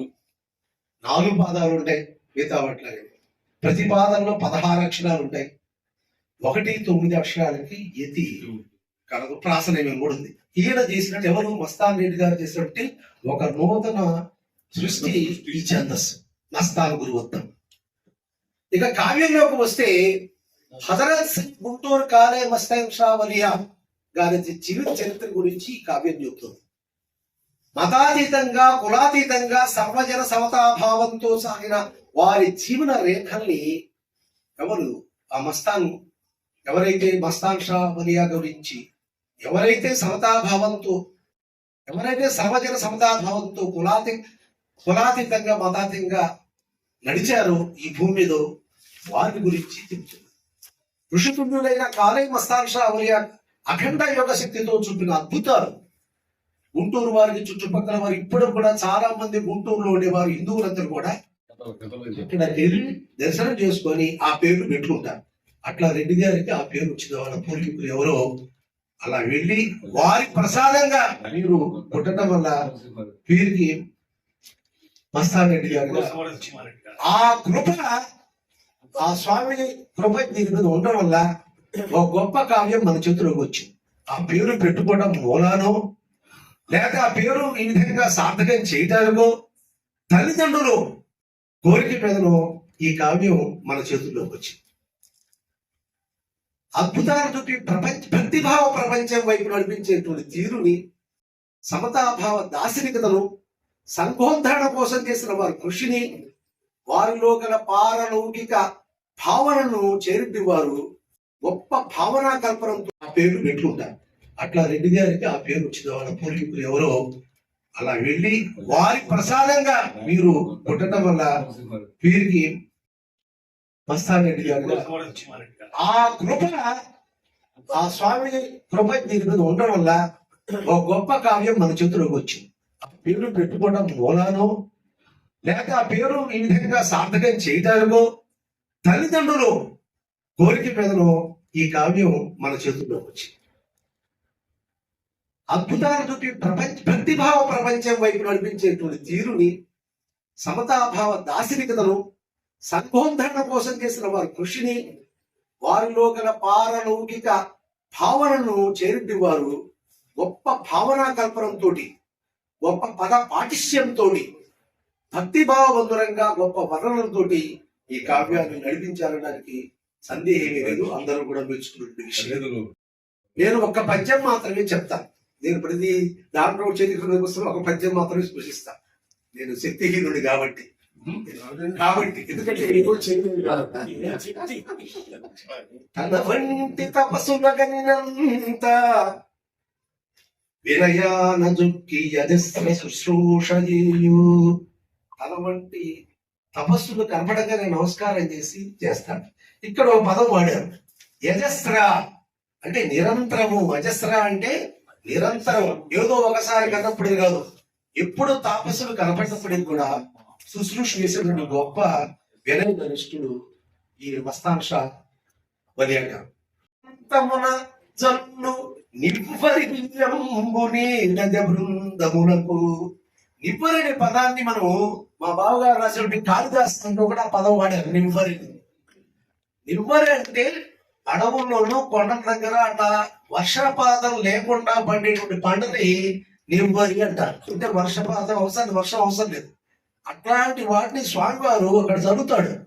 ఇక్కడ ఇంకో పదం వాడారు, నీడజ బృందములకు. నీడము అంటే పక్షులకి, అంటే ఆ పక్షుల కోసం అట్లా చదువుతాడు. అవి మొలిచే తిని మరి బతుకుతాయని చెప్పి, అంటే పక్షుల మీద ఎంత గొప్ప సానుభూతి, ఎంత దయార్థుడైనా ఆయన విషయం. నీడజ అంటే పక్షులు అంట. తన యాశ్రమోపాంతముల జల్లు వరి బియ్యంబు నీడజ బృందములకు. తన యుటజంబు చెంతగల దొన్నెలను. ఉటజంబు అంటే ఏంటంటే పర్ణశాల. ఆ రోజుల్లో పెద్ద ఇళ్ళు ఉండే కాదు కదా, ఈయన ఉండేటాయని ఒక పర్ణశాలలు, ఒక ఆశ్రమాలు, అరణ్య ప్రాంతాలు ఇవే గుంటూరు. ఇప్పుడు చూసిన గుంటూరు కాదు, అప్పుడు చూసిన గుంటూరులో ఆ పర్ణశాల. ఉటజంబు అంటే పర్ణశాల. తన ఉటజంబు చెంతగల దొన్నెలను జంతువులు త్రాగంగా అంబువులు నింపు. అంబువులు అంటే నీరు. ఆ జంతువులు చుట్టుపక్కల తిరుగుతుంటాయి కదా, అడవిలో వచ్చేటువంటి జంతువులు, పల్లె ప్రాంతంలో జంతువులు ఏవైతే ఉన్నాయో అవి త్రాగడానికి కోసం దొన్నెలు పెట్టేసి మరి నీళ్లు పెడుతున్నారు. నేను చూశానండి, మా ఊరికి 5 కిలోమీటర్ల దూరంలో ఊరపాటి వారు, చిన్నివాడు పొలాలు ఉన్నాయి. నీళ్లు దొరకవు. అక్కడ బావి దొవ్వించి చిన్నివాడు బావి అంటారు. పెద్ద తొట్లో పెట్టి నీళ్లు పోసేవాడు, ఒక బకెట్ పెట్టేవాడు.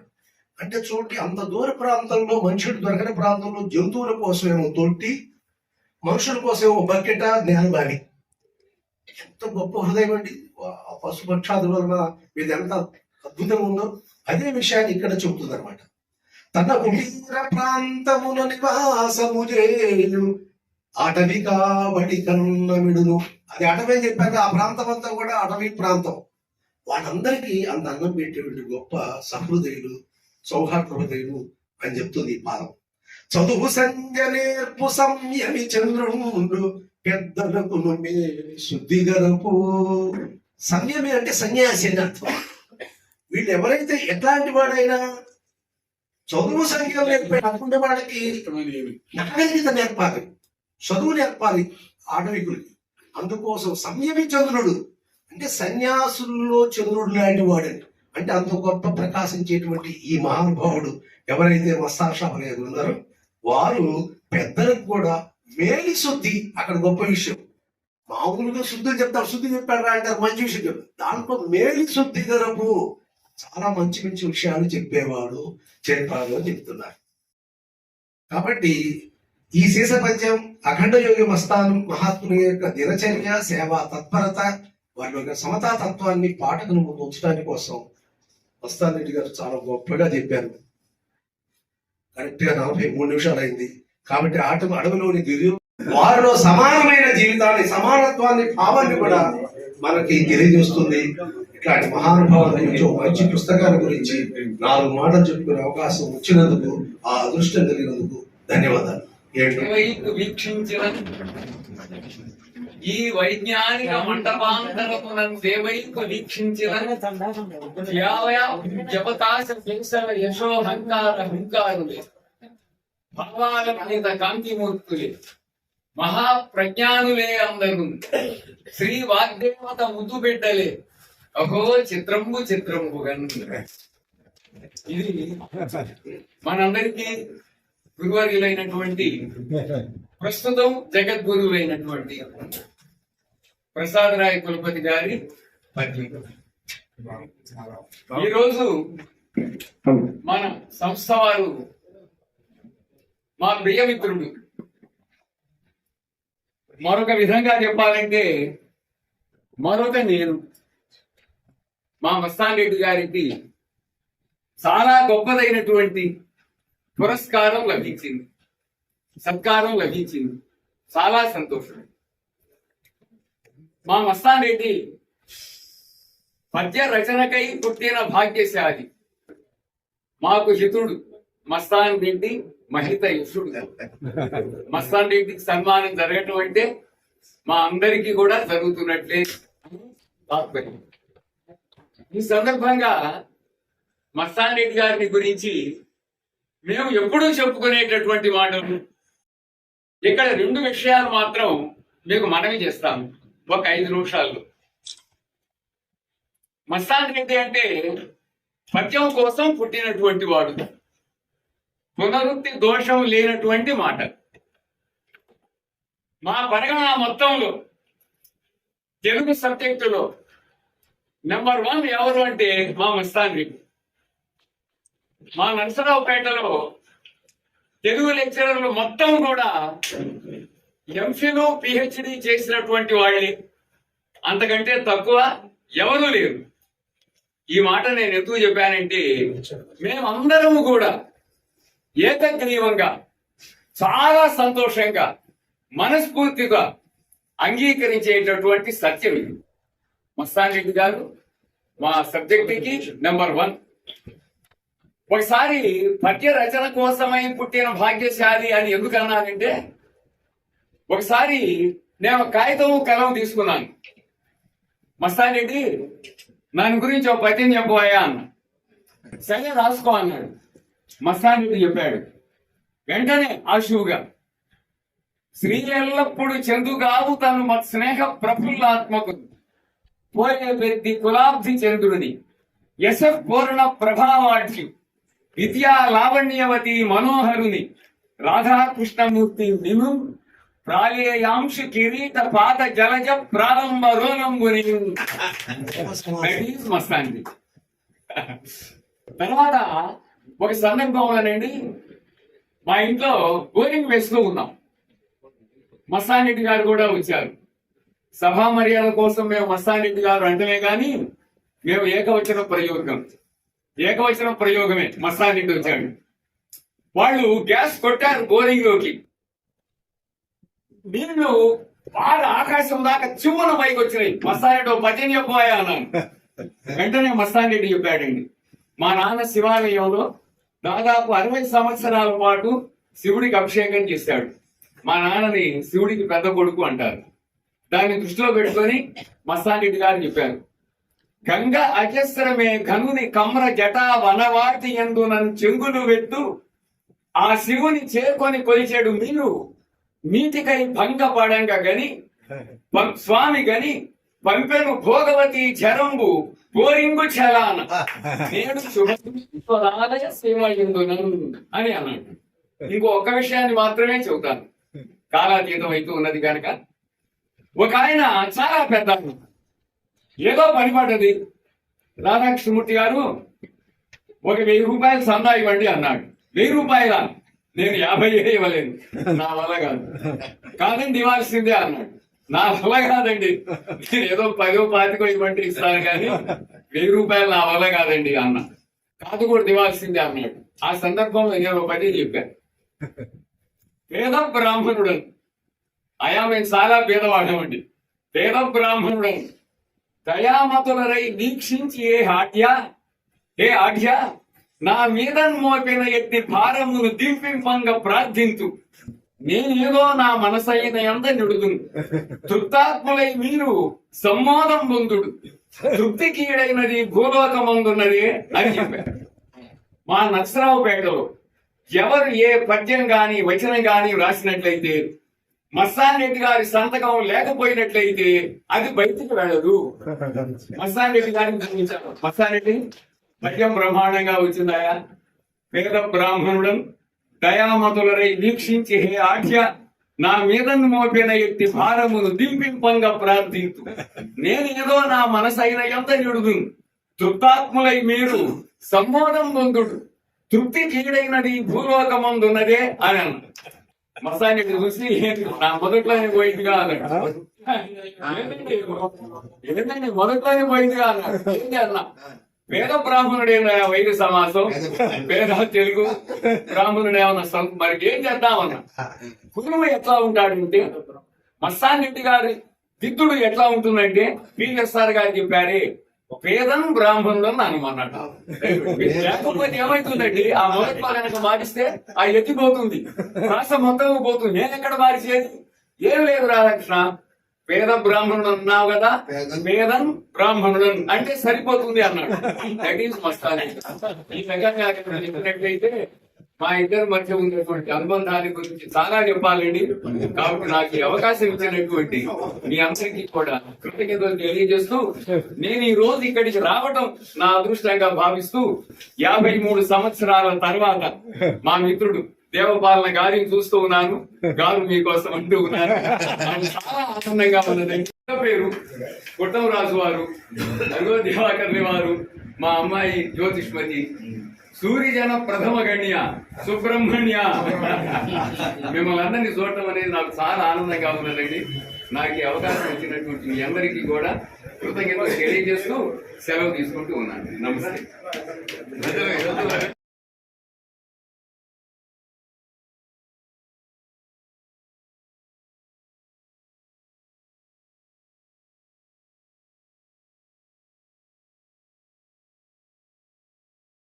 క్లాస్మేట్ 77-80 డిగ్రీలు. ఇంకా పదార్థ తెలుసు మీకు, గ్రహీత తెలుసు. నరసరావుపేట వారి మీద మాట్లాడి నమస్సభాయ్. పోయిన నెలలో మా శ్రీరామూర్తి మా గ్రూప్, మా క్లాస్మేట్స్ గ్రూప్ ఉంది, ఎన్ఆర్టీ 77-80 బ్యాటరీ.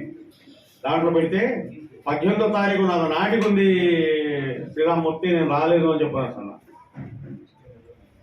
కానీ ఈ నెలలో కార్యక్రమం అనేటువంటి తర్వాత చూసుకొని కంపల్సరీగా నాకు ఎటువంటి కార్యక్రమాలు ఉన్నా సరే క్యాన్సిల్ చేసుకొని వస్తాను. ఇవాళ ఒక చోట హనుమాన్ ఇది హనుమస్తు ఇది 108 సార్లు పారాయణ చేసేటువంటి కార్యక్రమం, ఇంకో చోట నామము, ఆ 2 చేస్తున్నాను. అవి వదిలిపెట్టేసేసుకొని ఇవాళ రావాలి అనేటువంటి దీంతో వచ్చాను.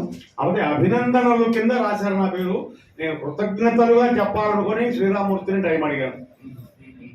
శంకరుడు లక్ష్మీదేవితోటి కనకధార స్తవ ఘట్టంలో, అమ్మా ఏలనమ్మా వినేగా నీ కళ్ళు చూపుకున్నావు, నీ పాదము వారి ఇంకా మోపకున్నావేమి తల్లి అంటే, నాయనా మీరు గత జన్మలో బాగా కలిగిన వారే, ధనమదంతో లోభించి లోకులను పీడించడం వల్ల వీరికి ఈ జన్మలో ఈ దుస్థితి సంప్రాప్తించింది అని అంటే, అమ్మా గతకాలం ముచ్చట్లేదు తల్లి, ఈ జన్మలో మీరు ఇప్పటికి అనుభవించింది చాలదా? వీరి కర్మ నశించడం వల్లనే కదమ్మా ఆమెకు ఆ అద్భుతి కలిగింది, నాకు దానం చేయాలనేటువంటి అంత తపన కలిగింది. ఇంకనన్నా నీ దయ వారి మీద చూపించరాదా తల్లి అని అంటూ ఆమె ప్రార్థిస్తున్నట్టుగా ఒక ఆత్మహత్య కనకధార స్తవం గానం చేశారు. ఒక పద్యం రాసి మాస్టర్ గారు అన్నారు, కలిగిన వారికి మిగుల కలుగజేయుటయేమి గొప్ప. పద్యం మాట పద్యం అయింది. కలిగిన వారికి మిగుల కలుగజేయుటయేమి గొప్ప, కలిగిన వారికి మిగుల కలుగజేయుటయేమి గొప్ప, ఆకలి కొన్నట్టి వారి కన్న మిగుట గొప్పగాని ఓ కలుగుల రాణి ఈ ఉసిరి కన్నను దంపిన తల్లి ఇంటిలో అలఘ విశుద్ధ కాంచనామలకాంకిత వృత్తి గుర్పగదే ఏ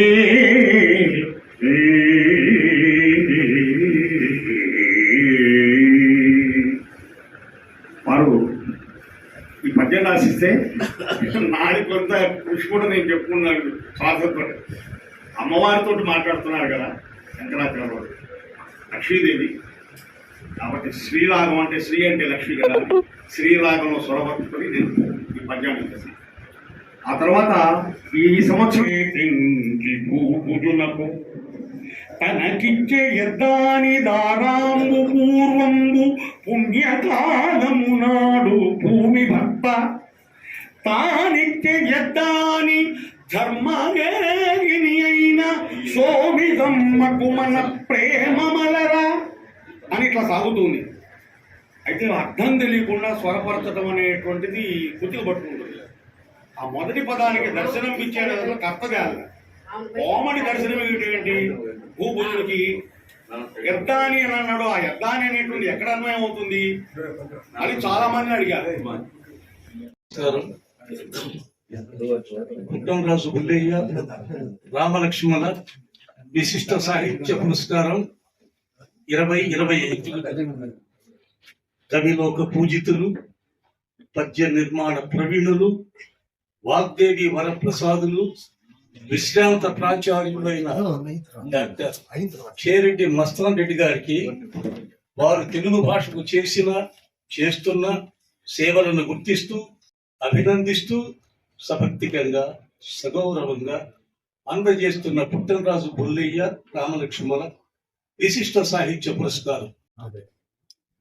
ఈ సందర్భంగా వారి సాహితీ సేవలను ప్రస్తుతిస్తూ సమర్పిస్తున్న అక్షరాభినందన మందారాలు, అక్షరాలకు ప్రాణ ప్రతిష్ఠ చేస్తూ శబ్దార్థ సంయోజన సౌందర్యాన్ని సాధించిన అసామాన్య శబ్ద బ్రహ్మవేదికి, అక్షరాలను కర్పూరాగరు మాల్యాదులతో సుగంధ భరితం చేస్తూ అక్షరాలను కర్పూరాగరు మాల్యాదులతో సుగంధ భరితం చేస్తూ పలుకు చెలియలని అలంకార తోరణాలతో అందంగా తీర్చిదిద్దుతున్న అనుపమాన ప్రౌఢ కవికి పద్యాన్ని, గేయాన్ని, వచనాన్ని హృద్యంగా రచిస్తూ పద్యాల్లో అటు ప్రౌఢత్వాన్ని ఇటు లాలిత్యాన్ని మధురాస్యం చేయిస్తున్న చేయి తిరిగిన ప్రజ్ఞానిధికి సింహ వ్యాఘ్రాల వంటి విశేష ఛందాలను సైతం మార్జాల్లాగా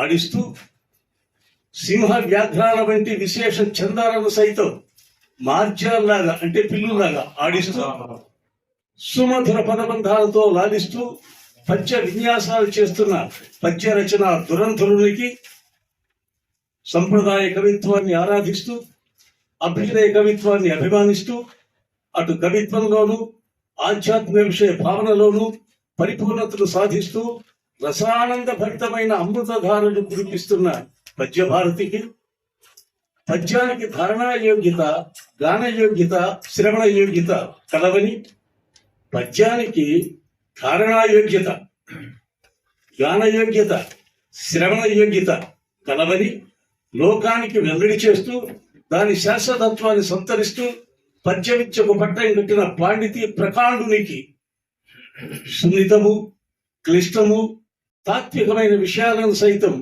పద్యబంధ సుకుమార పద్య సుమఘచ్చ గుచ్చాలలో బంధించి సంస్కార సంపన్నమైన సాంస్కృతిక సౌరభావనను గుబాళింపజేస్తున్న గురుజన బాంధవునికి, చూచేవానికి, పలికేవానికి, వినేవానికి చెరుకు ముక్క నవ్వుతున్నప్పటి అపారమైన పారవశ్యాన్ని కలిగిస్తూ రసానంద డోలికల్లో వృతులొగిస్తూ పద్యాన్ని తెలుగువారి పసిడి పంటగా అందిస్తున్న పద్య విద్యా విశారదునికి, బిఏ స్పెషల్ తెలుగులో యూనివర్సిటీ ఫస్ట్, ఎంఏ తెలుగులో గోల్డ్ మెడలిస్ట్, అనితర సాధ్యమైన పద్య సృష్టిలో వారికి వారే ఫస్ట్ అని నిరూపించుకున్న విద్వన్మణికి లెక్చరర్గా, రీడర్గా, ప్రిన్సిపాల్గా వర్త్ఫుల్, లెక్చరర్గా, రీడర్గా, ప్రిన్సిపాల్గా వర్త్ఫుల్ అని ప్రశంసలు పొందిన ప్రతిభామూర్తికి, కవిలోక అగ్రగణ్యునికి, ఆసు కవిత విశారదునికి,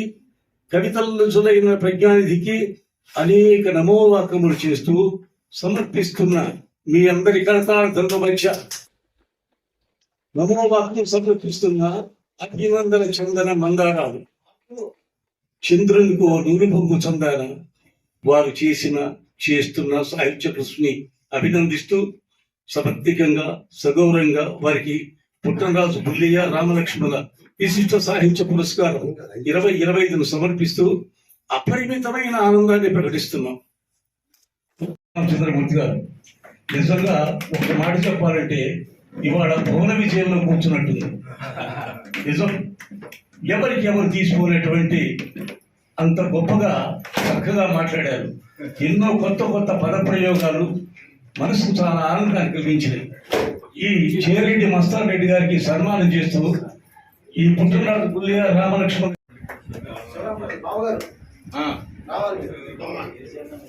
ఇక్కడే ఉన్నాడు.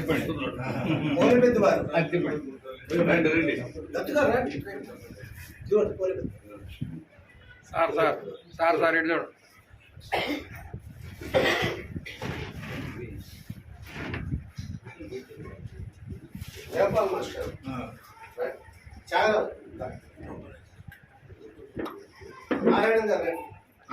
సార్ అది పట్టుకోండి.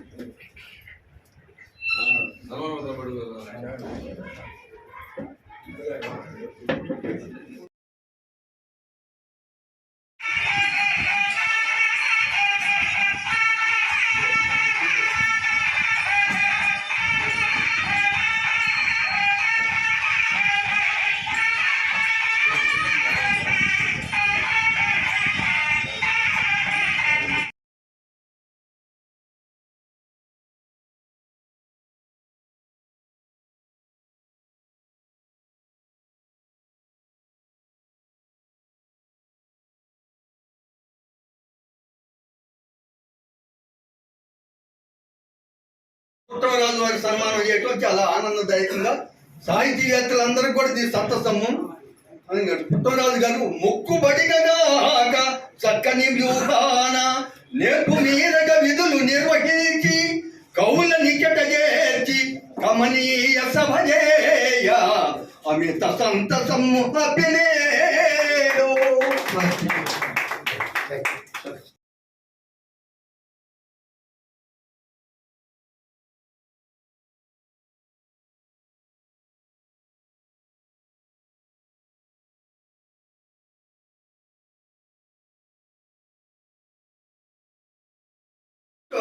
రాజరాజ నరేంద్ర కీర్తి కృష్ణార్పణము శ్రీకయత్వయలేఖ చెందున.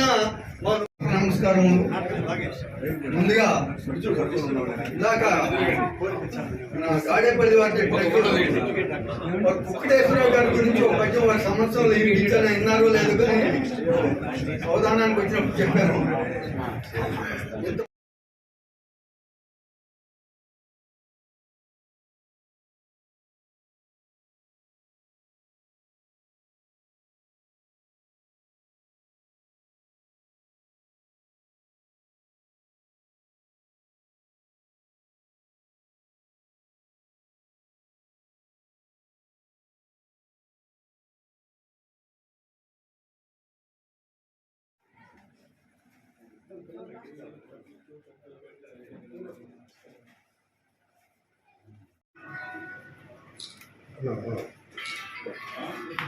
నమస్కారాలు.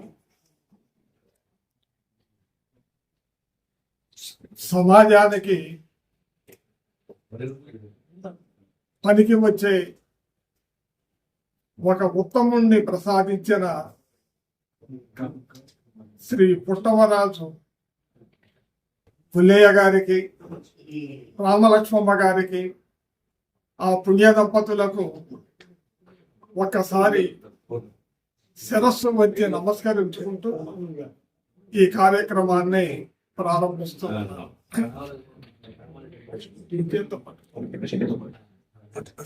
ఇప్పుడు ఒక చిన్న పద్యఖండికను మీకు వినిపిస్తాను.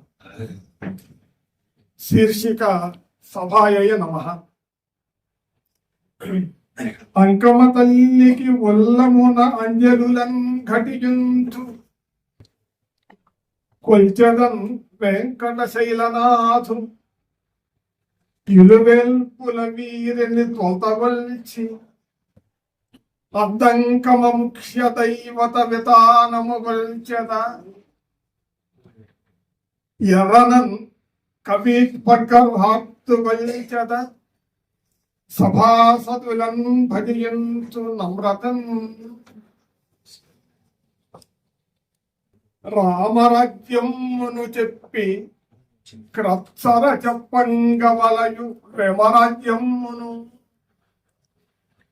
తలప వెమరాజ్యము గ్రామరాజ్య హేమరాజ్యాలకు కందువా ఈ మహత్తకు కేంద్ర బిందువు ఈ మహానగరము అద్దంకి ఇది వైభవములకు టెంకి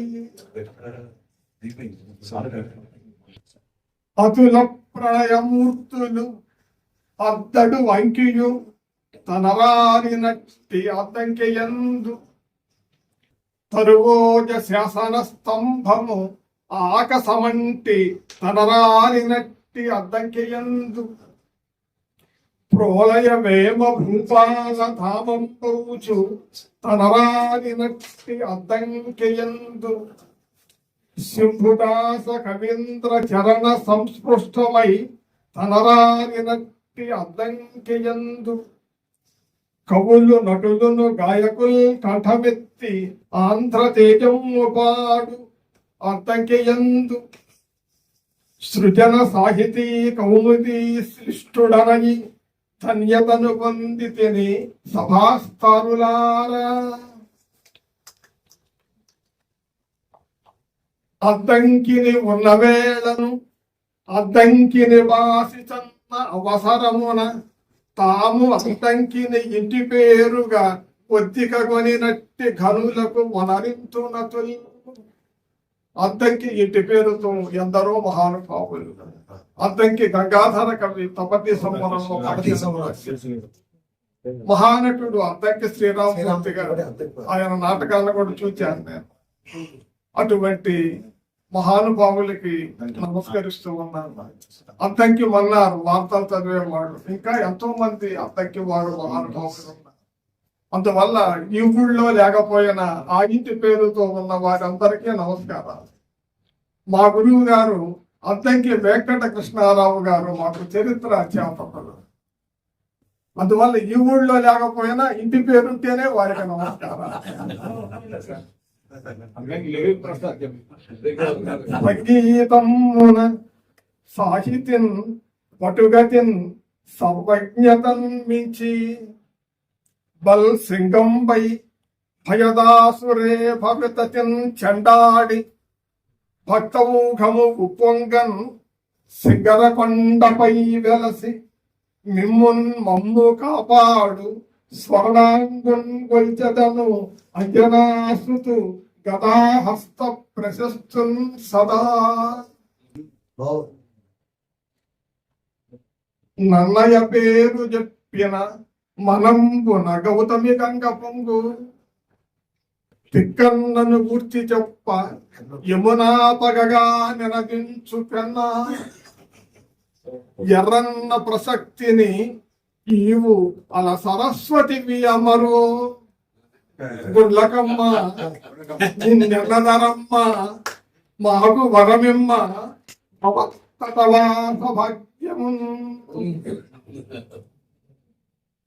బాలసుబ్రహ్మణ్య భవ్యావధాని తాను మగ కావ్యసారం పునగంప దేవపాలన ఘనధి నిధానంబు తాను ఒక కావ్యసారం పునగడింప మూలూరి వంశ్యుండు బుధుడు ప్రసాదరావు ఒక కావ్యసారం పునగడింప మధుర వక్తృ సమూహ విధుడు కొలే పెత్తి ఒక కావ్యసారం పునగడింప సంగీత సంగత స్వాంతుండు త్యాగరాజు ఒక కావ్యసారం పునగడింప వారణాసి సుకుల వారాణసి శశి రఘురామ శర్మ పత్రరాజమసగ శిరసు హృత్తు సుగవి శ్రీ దివాకర దత్తు వేయి వెలుగులిటియ విభుత సభకు ఆయన దివాకరుడు కాబట్టి సహస్రుడు కాబట్టి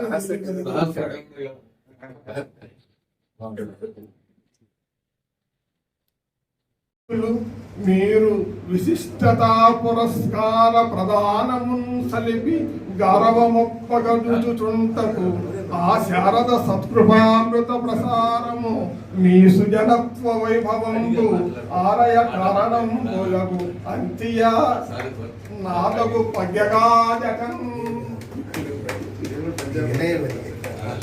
ఘనతర సాహితీలు అఖండులు నా హితులైన దేవపాలనయును నాగభైరవయు లాలిత రీతిని నిన్న మొన్న మన్ననగనినట్లు నేనునుగనన్ పరితోషమ సంగే నిండు దీవెనలను వెనవేలిట వేడుక పుట్టమరాజు వారికి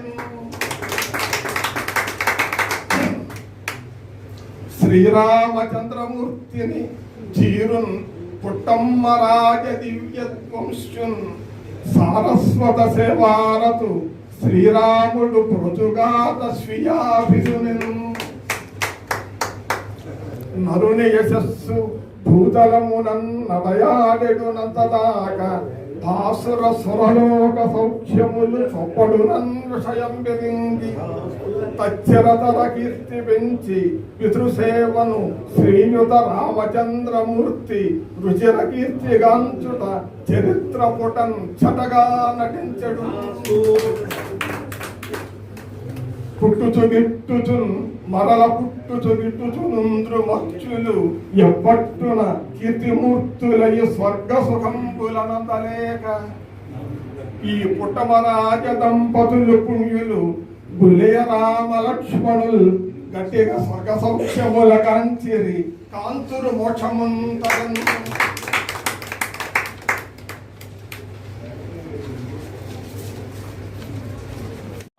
సృజన అధ్యక్షులు దంపతులు ఇప్పుడే వచ్చారు మీకు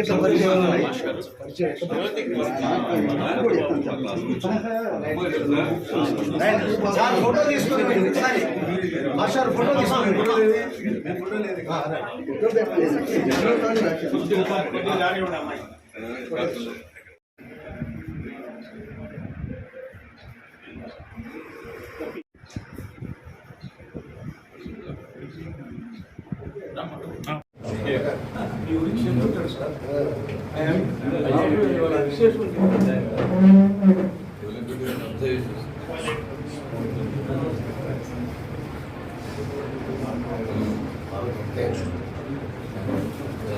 ప్రజాభ్యాం పరిపాలయంతాం ఏమైనా